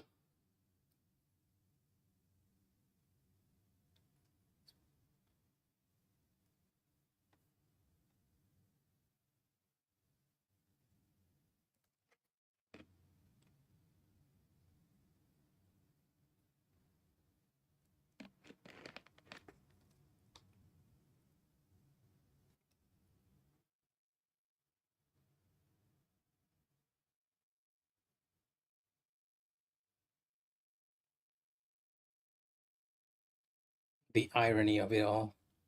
Like this guy trying to help us when we know that he's the actual cause of everything. Well, more or less the villain of the story. He pretty much manipulates all the other characters into doing his bidding.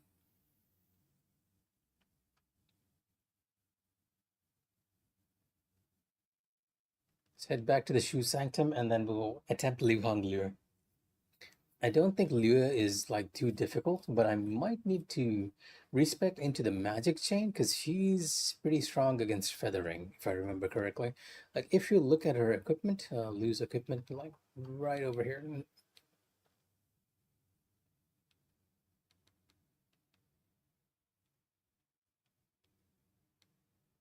Actually, what is her equipment? I completely forgot now. Clerical robes, no, not that one. Delicate armor, overseer's braids.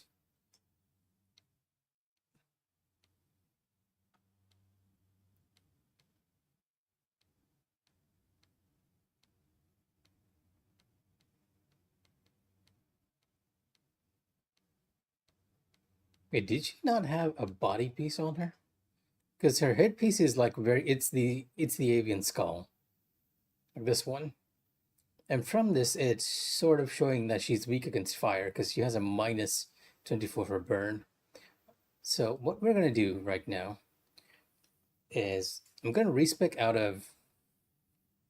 Okay, first things first, I need to find a sword that's good with magic. These two are good for feathering, and that's why we've been using it.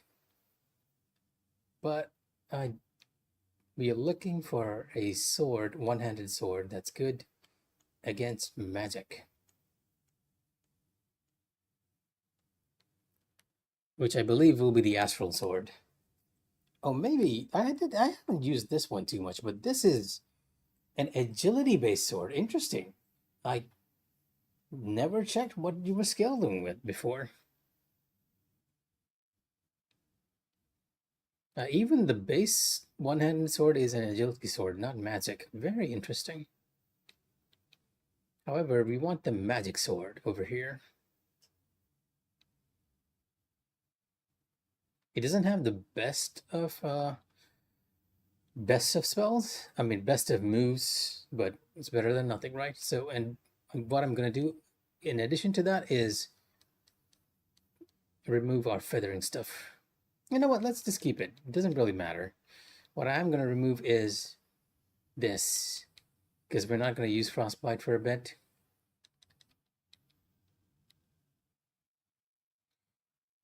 Increase the burn, because that will help quite a bit. And probably get in any other magic nodes that I can. If I have any magic nodes I can get. Doesn't seem to be the case. At least not in that tree. Yeah, my entire magic node is just more or less filled. I guess we'll go feathering then.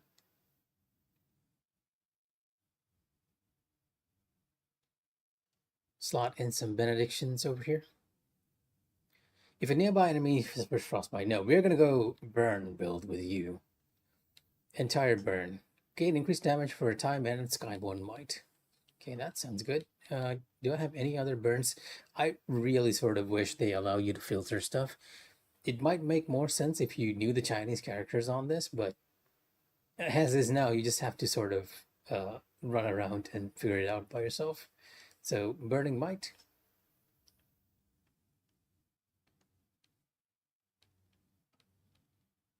Frostbite, Corruption. Ah, okay. Burn here. And again.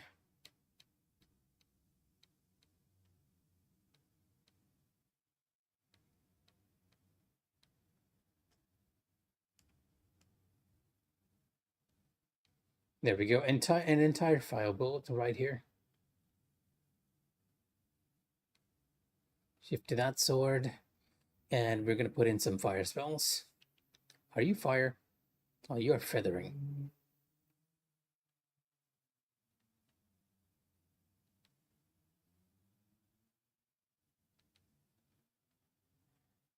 Burning Flames is definitely fire.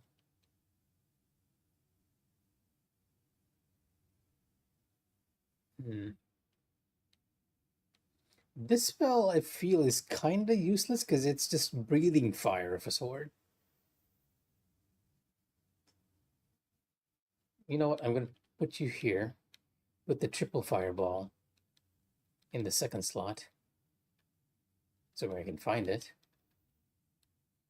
And what other fire spells do I have? We have the fire axe, which we're gonna need if you're gonna do backstabs on her.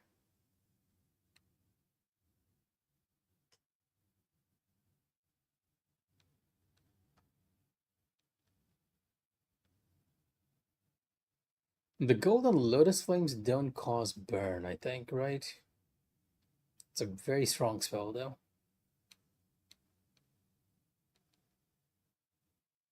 That might just be our entire fire kit, though. You know what? Let's just have the burning Lotus Soul Flame in there in case we have enough magic to actually use it. And I do believe we can talk to Tao Ching and Wuchang to get more items now.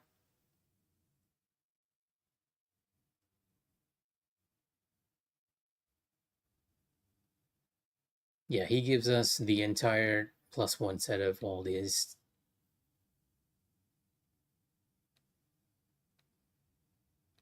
Which are pretty expensive, all things considered. I'll have to come back later to get them.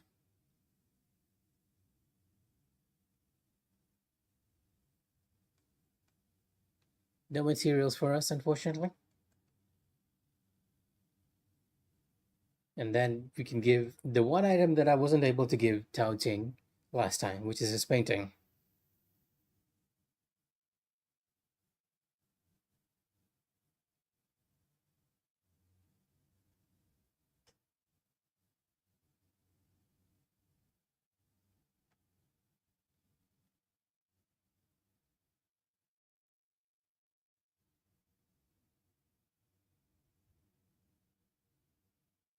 And by the looks of it, that was the only item I missed giving Tao Ching, because giving it to him has sort of unlocked a trophy.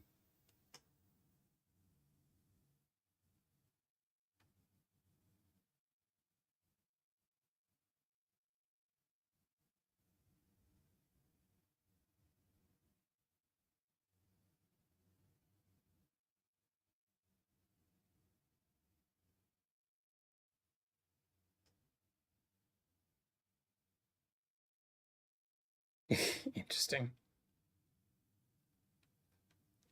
Hmm.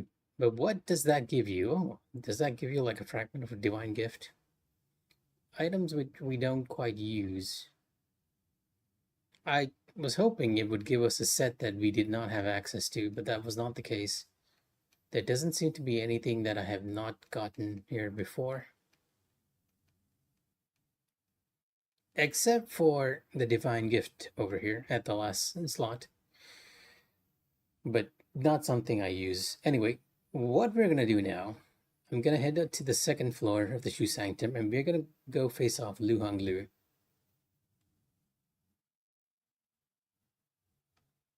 Do believe the shortcut's this way. And let me test the fire breath. Yeah, a very slow burst, not the most ideal one. We might be just using the base R2 and on triangle ones here.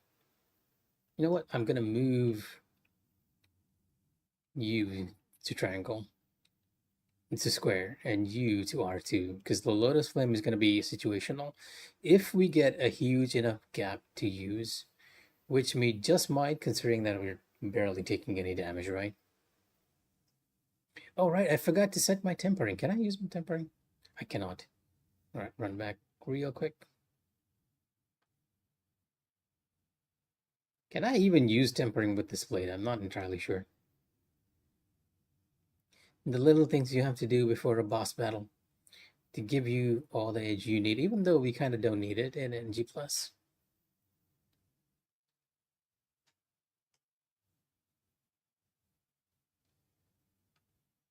So give me a second. I hear someone at the door. Be right.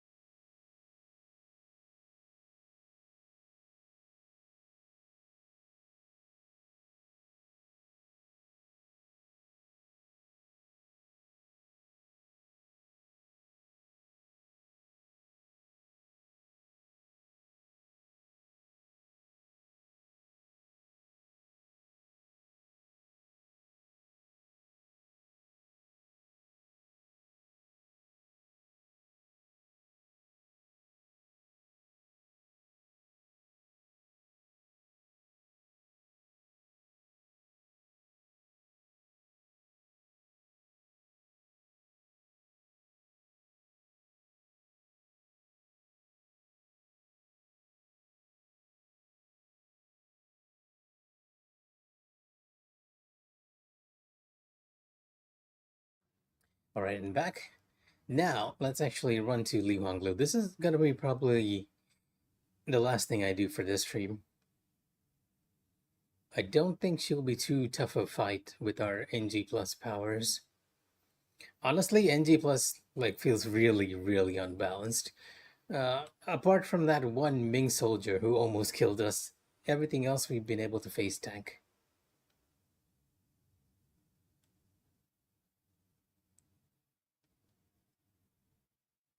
Yeah, if you go over here, you can even see the Taoist charms all the way across, sealing Liu Hong Liu over here.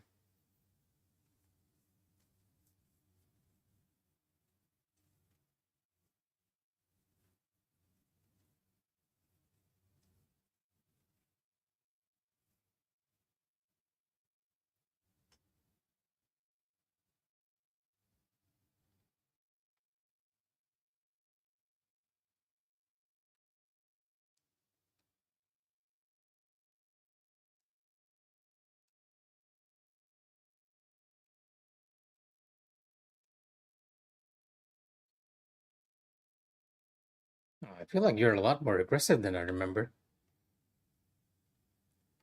Not really aggressive.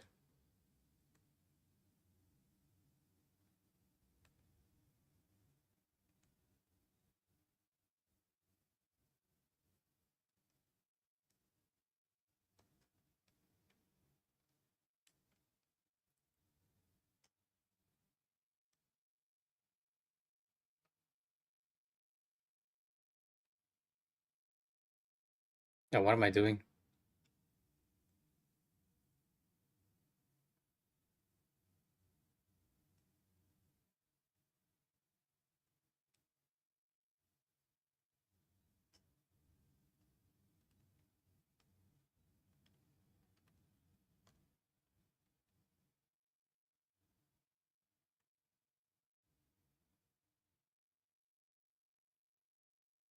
Oh, she's gone into second phase.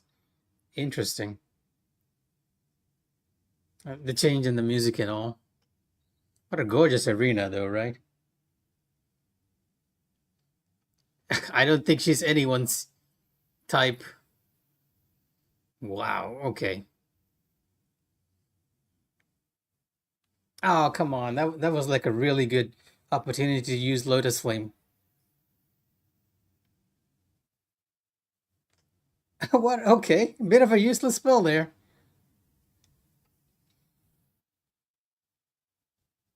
The beak.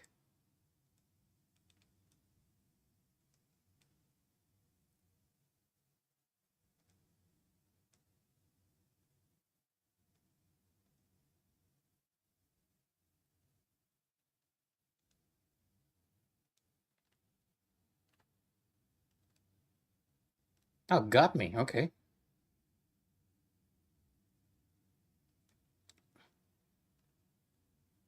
I might actually die here. Never mind. I heal. Drop kick. Wow, okay. Bad timing for that one.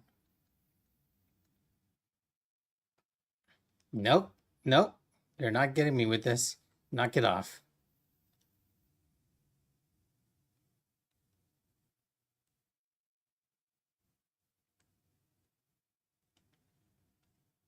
Oh, it's because my madness is low. Because my madness is low, some of my items are being used a bit more slowly.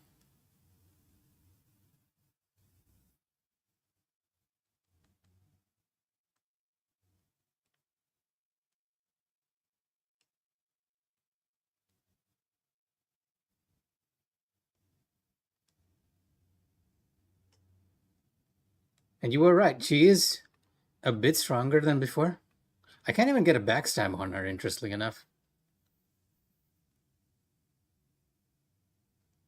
Wow, that distance covered.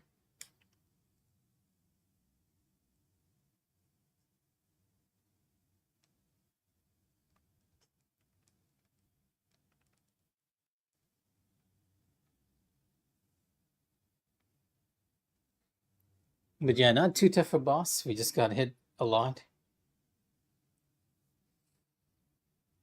Sagara Wuchang, letting you know that this is an optional boss.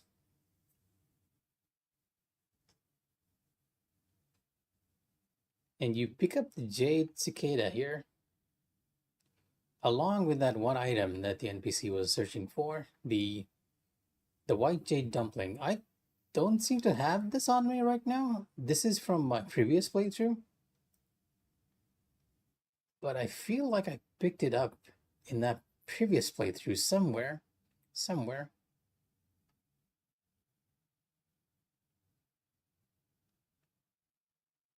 Like, does she drop it or something?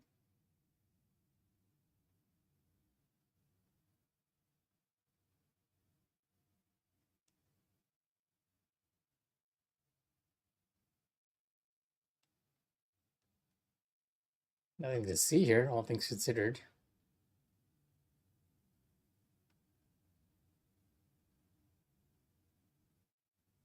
But yeah, uh, bit of a rough fight. Now, I really need to have one playthrough where I learned all these bosses without getting hit. That's gonna be my own personal playthrough that I'm gonna have fun with. I'm kind of surprised that we didn't find the white jade dumpling they were talking about. And as you can see, Liu sort of feasting on the remains of each and everything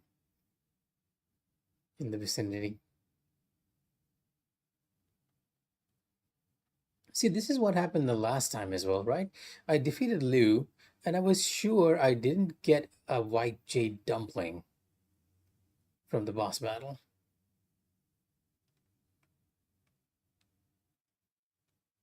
This one is, I feel like, something we found later on in the previous playthrough, and that was the reason why when we went back to the old lady, I didn't give her anything because I didn't find it last time. So it makes me wonder if I found the white jade dumpling elsewhere, because you clearly do not get it. And if you read her item, the jade cicada, it sort of gives you all the information you need about her. Not you, not the copper jug. A delicate jade cicada carved from light blue stone. Lu Honglu's father was a gravekeeper of Worship's Rise. He carved the cicada with great care to bless his daughters with happiness. Yet few are those indeed who gaze upon a monster and see naught but a fiend. Her rebirth was destined to bring about calamity and death. Yeah. Confirming that his father was the gravekeeper, her father was the gravekeeper, and that she was brought back to life somehow. Still taking like one last look to ensure I didn't miss the white jade dumpling. My assumption was that you got it from beating Lu Honglu, and that's sort of what the lady says too, that she snacks on the white jade dumpling. You know what? Let's head back. I'm gonna check the donation box to see if I miss anything, and then we'll give the white jade dumpling to the lady for this run.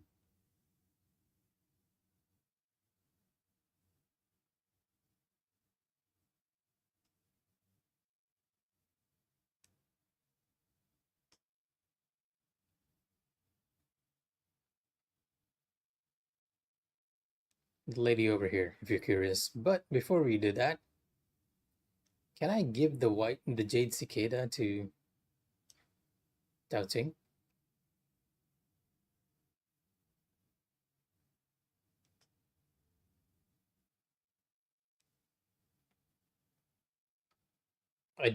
I do not. I cannot give him. I guess the reason for that is because we've already given it to him in one playthrough. So now I can actually keep the key item for future use or just lore tidbits. The other thing we picked up was the Trinity Bell. Uh, I was sure we picked it up. Oh yeah, here we go. It's a material. Huh. Oh yeah, you use this to dispel madness, but you can give this bell to Huang Jie over here, and doing so is something, and it's something you have to do to continue her quest. A bell used by the Taoists of Zhenwu Temple to expel demons and evil. Its chime brings clarity and calm to the mind. Their disciples ventured forth to confront Liu Honglu, but they faced a disastrous defeat.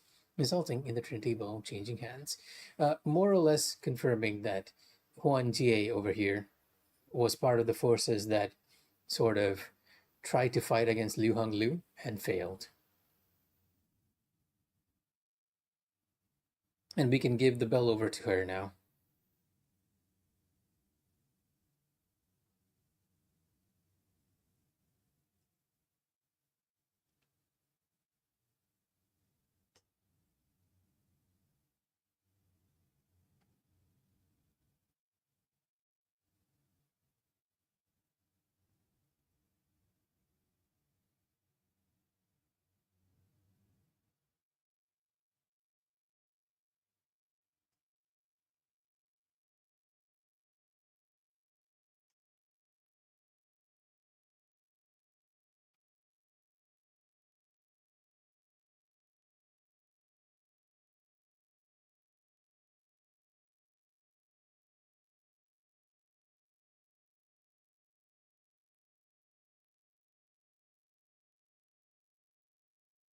So yes, after trying to fight the Liu Honglu and failing, she led her disciples to the underground palace, and that's where the rest of the disciples died. And she's sort of still delirious after that incident, not coming to her senses until we give the Trinity Bell. Uh, she doesn't react right now, but once we return, she sort of confirms that she's okay now. Like giving that item to her is more or less confirmation. Did I also not activate the shrine over here? Because there's a red. Oh, it's linking me to this because I haven't checked this out yet. The Ming army holds fast to its ground. Above the afflicted vessel with advanced feathering, none may pass without leave. No, it feels like it's almost showing me. The red is usually a sign there's another uh, shrine nearby that you haven't activated. Also, this little hint. Misty Shoe Peaks hide secret paths, while my heart calls echoes in the cuckoo's cry.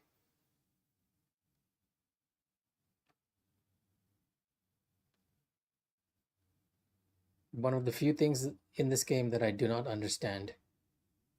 I don't know what it's referring to.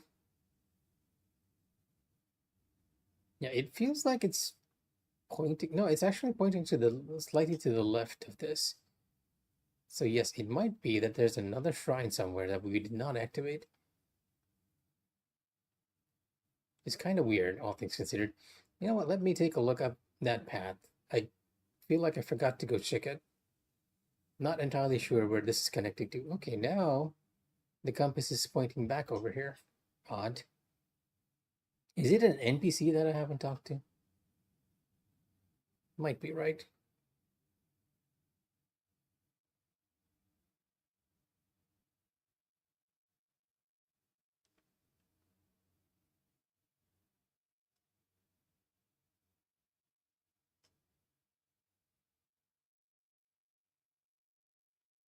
Oh, right. This is the little path where we fought Nian Saicheng. Like he was at the top of this path with a Buddhist statue, and he turned hostile against us at the very top. Did I come up here in my original playthrough? I can't quite recall now. Yeah, I did come up here. I do remember facing you.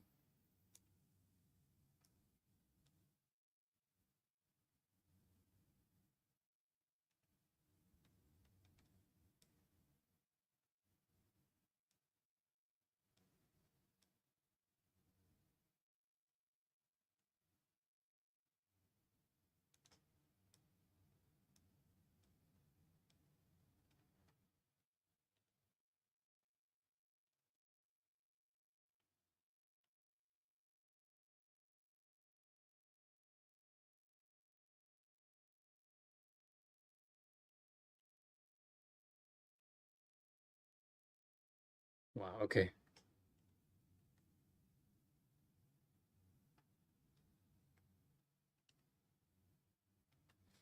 Kind of difficult to get a backstab on him too, even when I'm using the other weapon. Oh, there we go. What I've been trying to do all this time. Right, did I really not come up here doing my original run?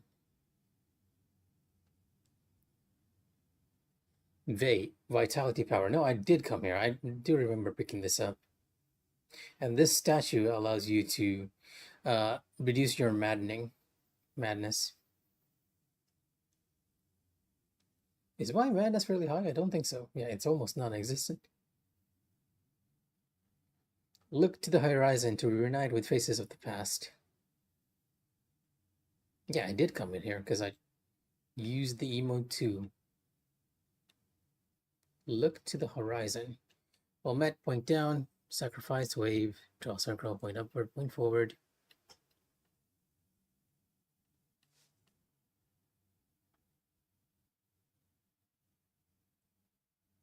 Wuchang covered in blood over here.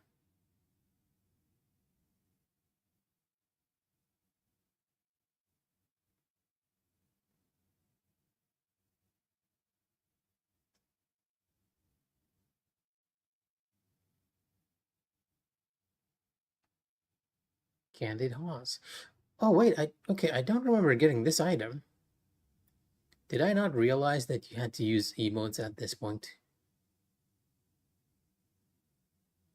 Yeah, wow, the game just giving you this gorgeous view over here. The back of the annulum can be seen from here. Okay, that's good. Huh. Is that the path we take to the annulum? Or no, is that the locked door that we see from the back of the annulum? It is, right? Except it's open from this angle?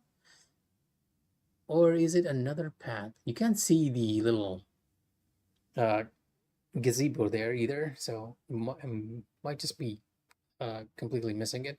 Oh, and there you can actually see Cloud Spire. Not Cloud Spire, but Snowfall Palace in the distance. And here's the Tank Palace too. Oh, okay. This is the Shoe Sanctum. Never mind. It's not the Tank Palace. But it is interesting that they've sort of hidden these locations in the foreground for you to see. It's just that you don't realize that these are places you can go to until you've played at least once into the game.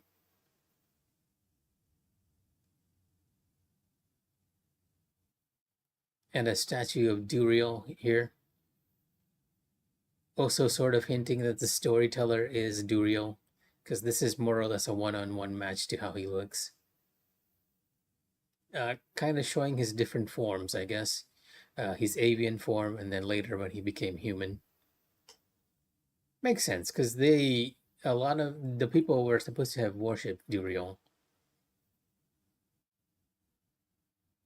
You know what? I never used one of the divine gifts before. I'm going to just try it out.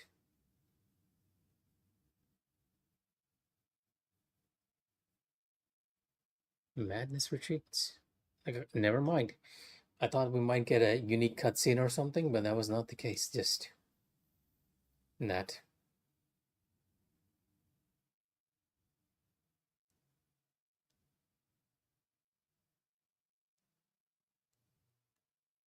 Yeah, we have someone afflicted with feathering. Oh, okay. You took a while to jump us. So I was a bit confused there.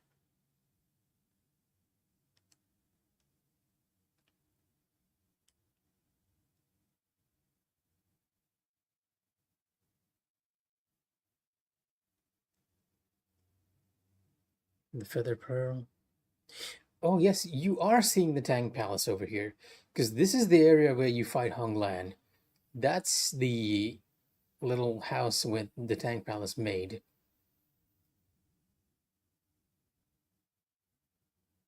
You can even see the enemies from here. Very interesting.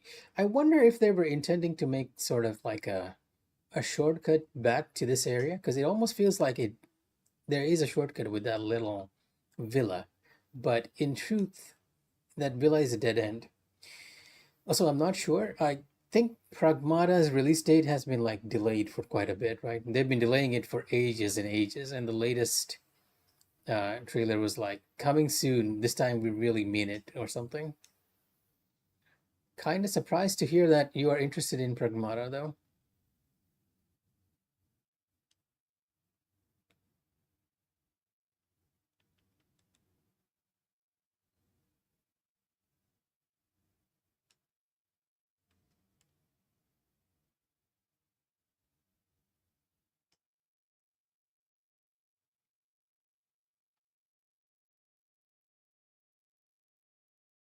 Oh, the doctor is here as well.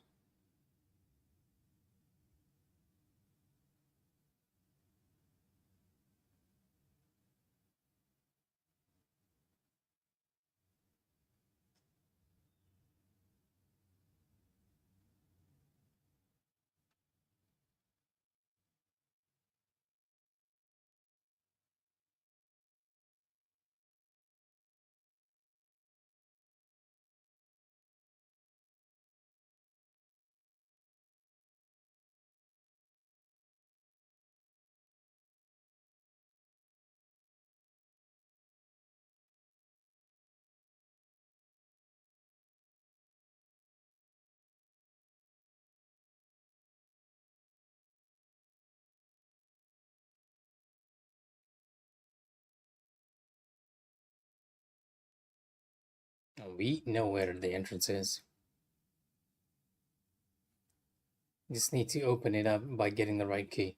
Why was Pragmata delayed? I do not know. Pragmata has actually been one of those games from Capcom that has been sort of been teased since like the end of the PS4 era, right?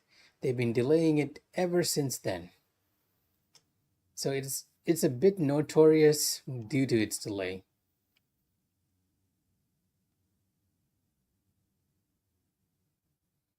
We don't exactly know why it's happening though. At some point, people like were even like that game's not even gonna come out. It's just gonna die in development. But then they came out with the latest trailer, and everyone was like, "Oh, okay, it's real. It's actually coming out." And apparently, it's pretty good for a lot of people. So take that as you will.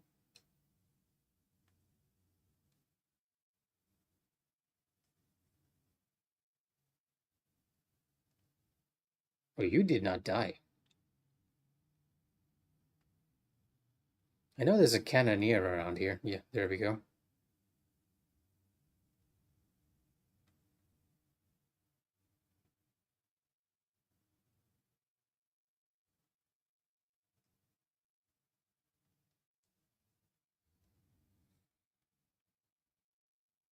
Well, for one thing, there's a chance you might be playing as a female protagonist, which you traditionally hate. And second, it's sort of puzzle based, right? It's not only a shooter, you're doing a puzzle on the one side and shooting at the same time. Who knows? Who knows? Like I would think that if you'd like puzzles, you'd have picked up a game like Catherine, which is entirely puzzle based and really, really good. Can't recommend it enough, honestly.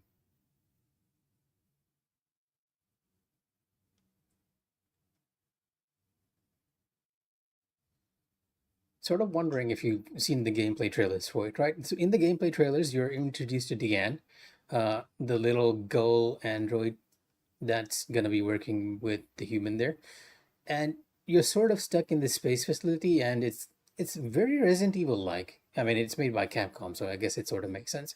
And you're kind of trying to find a way back off that base. But the gameplay loop seems to be that you sort of need to hack into enemy uh turret enemies like robots and sentries and even other stuff while you're doing the shooting at the same time. And that's why I found it kind of interesting that you were intrigued in it. Because a lot of people seem to be saying that it's puzzle based.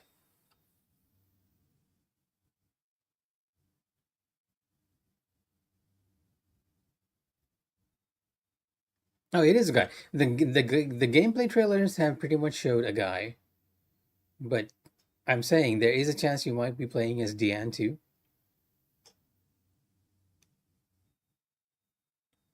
But the puzzles aren't. See, the thing with Pragmata, insofar as we know, is that you are just doing shooting or puzzles one at a time, like the other games, right? With the other games, you're doing one of the things, but that's not the case here. Here, what you're doing is actually you're doing both at the same time. You are hacking an enemy and shooting at the same time. There's a video by Maximilian who explains this best because they had a chance to play it. And initially they were like, this concept feels very weird, but it is surprisingly engaging. So yeah.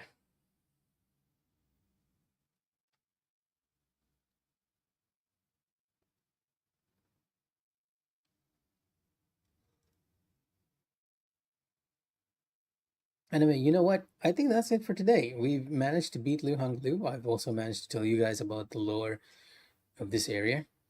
And next on our chopping block will actually be the boss up here, uh, Liu Bingjiang, I believe. And Liu Bingjiang will give us access to the underground passage. And I think we can talk to Huan Wang Jiane now. Should we okay?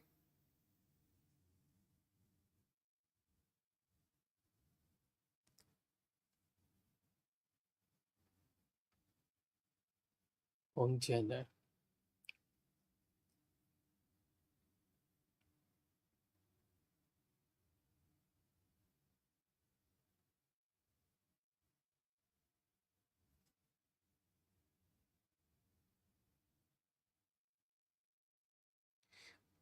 Almost sounds like she recovered, right? Except she doesn't. And like when she gets to Cloudspire, things are have gone from bad to worse.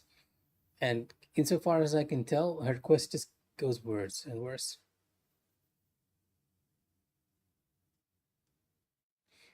Uh, King, you're still sort of misunderstanding me, right? Uh, it's very difficult for me to describe. But when I say you're doing the puzzles and the shooting at the same time, I mean literally that. You are hacking on one side of the screen and shooting on the other side of the screen at the very same time while dodging enemies and everything. At least that's the impression I got from all the previews around Pragmata. Again, if you want more information, just check out the trailers. The trailer actually doesn't show too much of the gameplay, but various people were able to get their hands on like an event or play the game a bit. And a lot of them describe it this way, that you're doing both of those things at the same time. And it's very, very engaging. And honestly, if you like puzzles, again, I can't recommend Catherine enough. You don't have to worry about it being, uh, you don't have to worry about your usual distaste for the game, even though it's like very based around relationships. But it is an extremely, extremely good puzzle game and one I think you might enjoy. Definitely the best puzzle game I've found so far. Also, this will be our last act for the day, right? We're going to give this lady the white jade tumbling.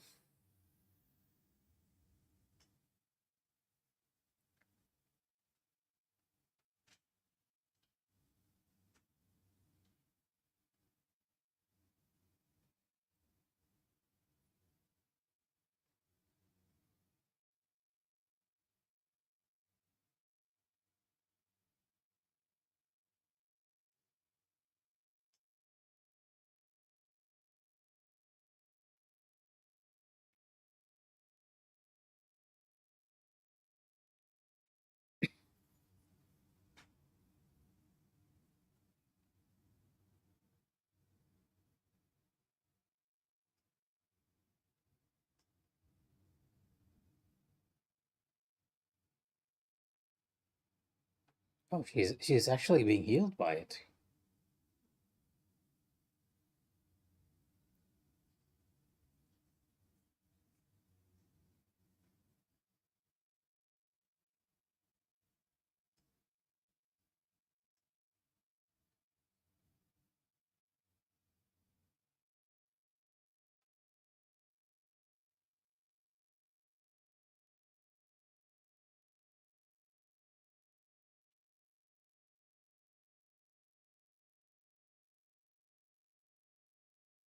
Interesting, very interesting. So actually giving it to her seems to have healed her memory and blindness to an extent.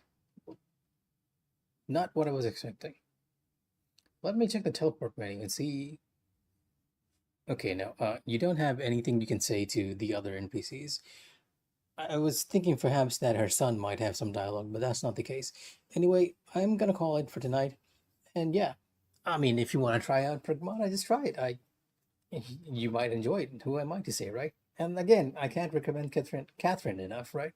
It's an Atlas game by the same people of Persona. I know you're not much of a Persona fan, but it's a very intriguing concept, more or less. It's a block puzzle, sort of. Anyhow, with that said, I am going to call it. Here's Wuchang giving you a greeting. Good night and take care.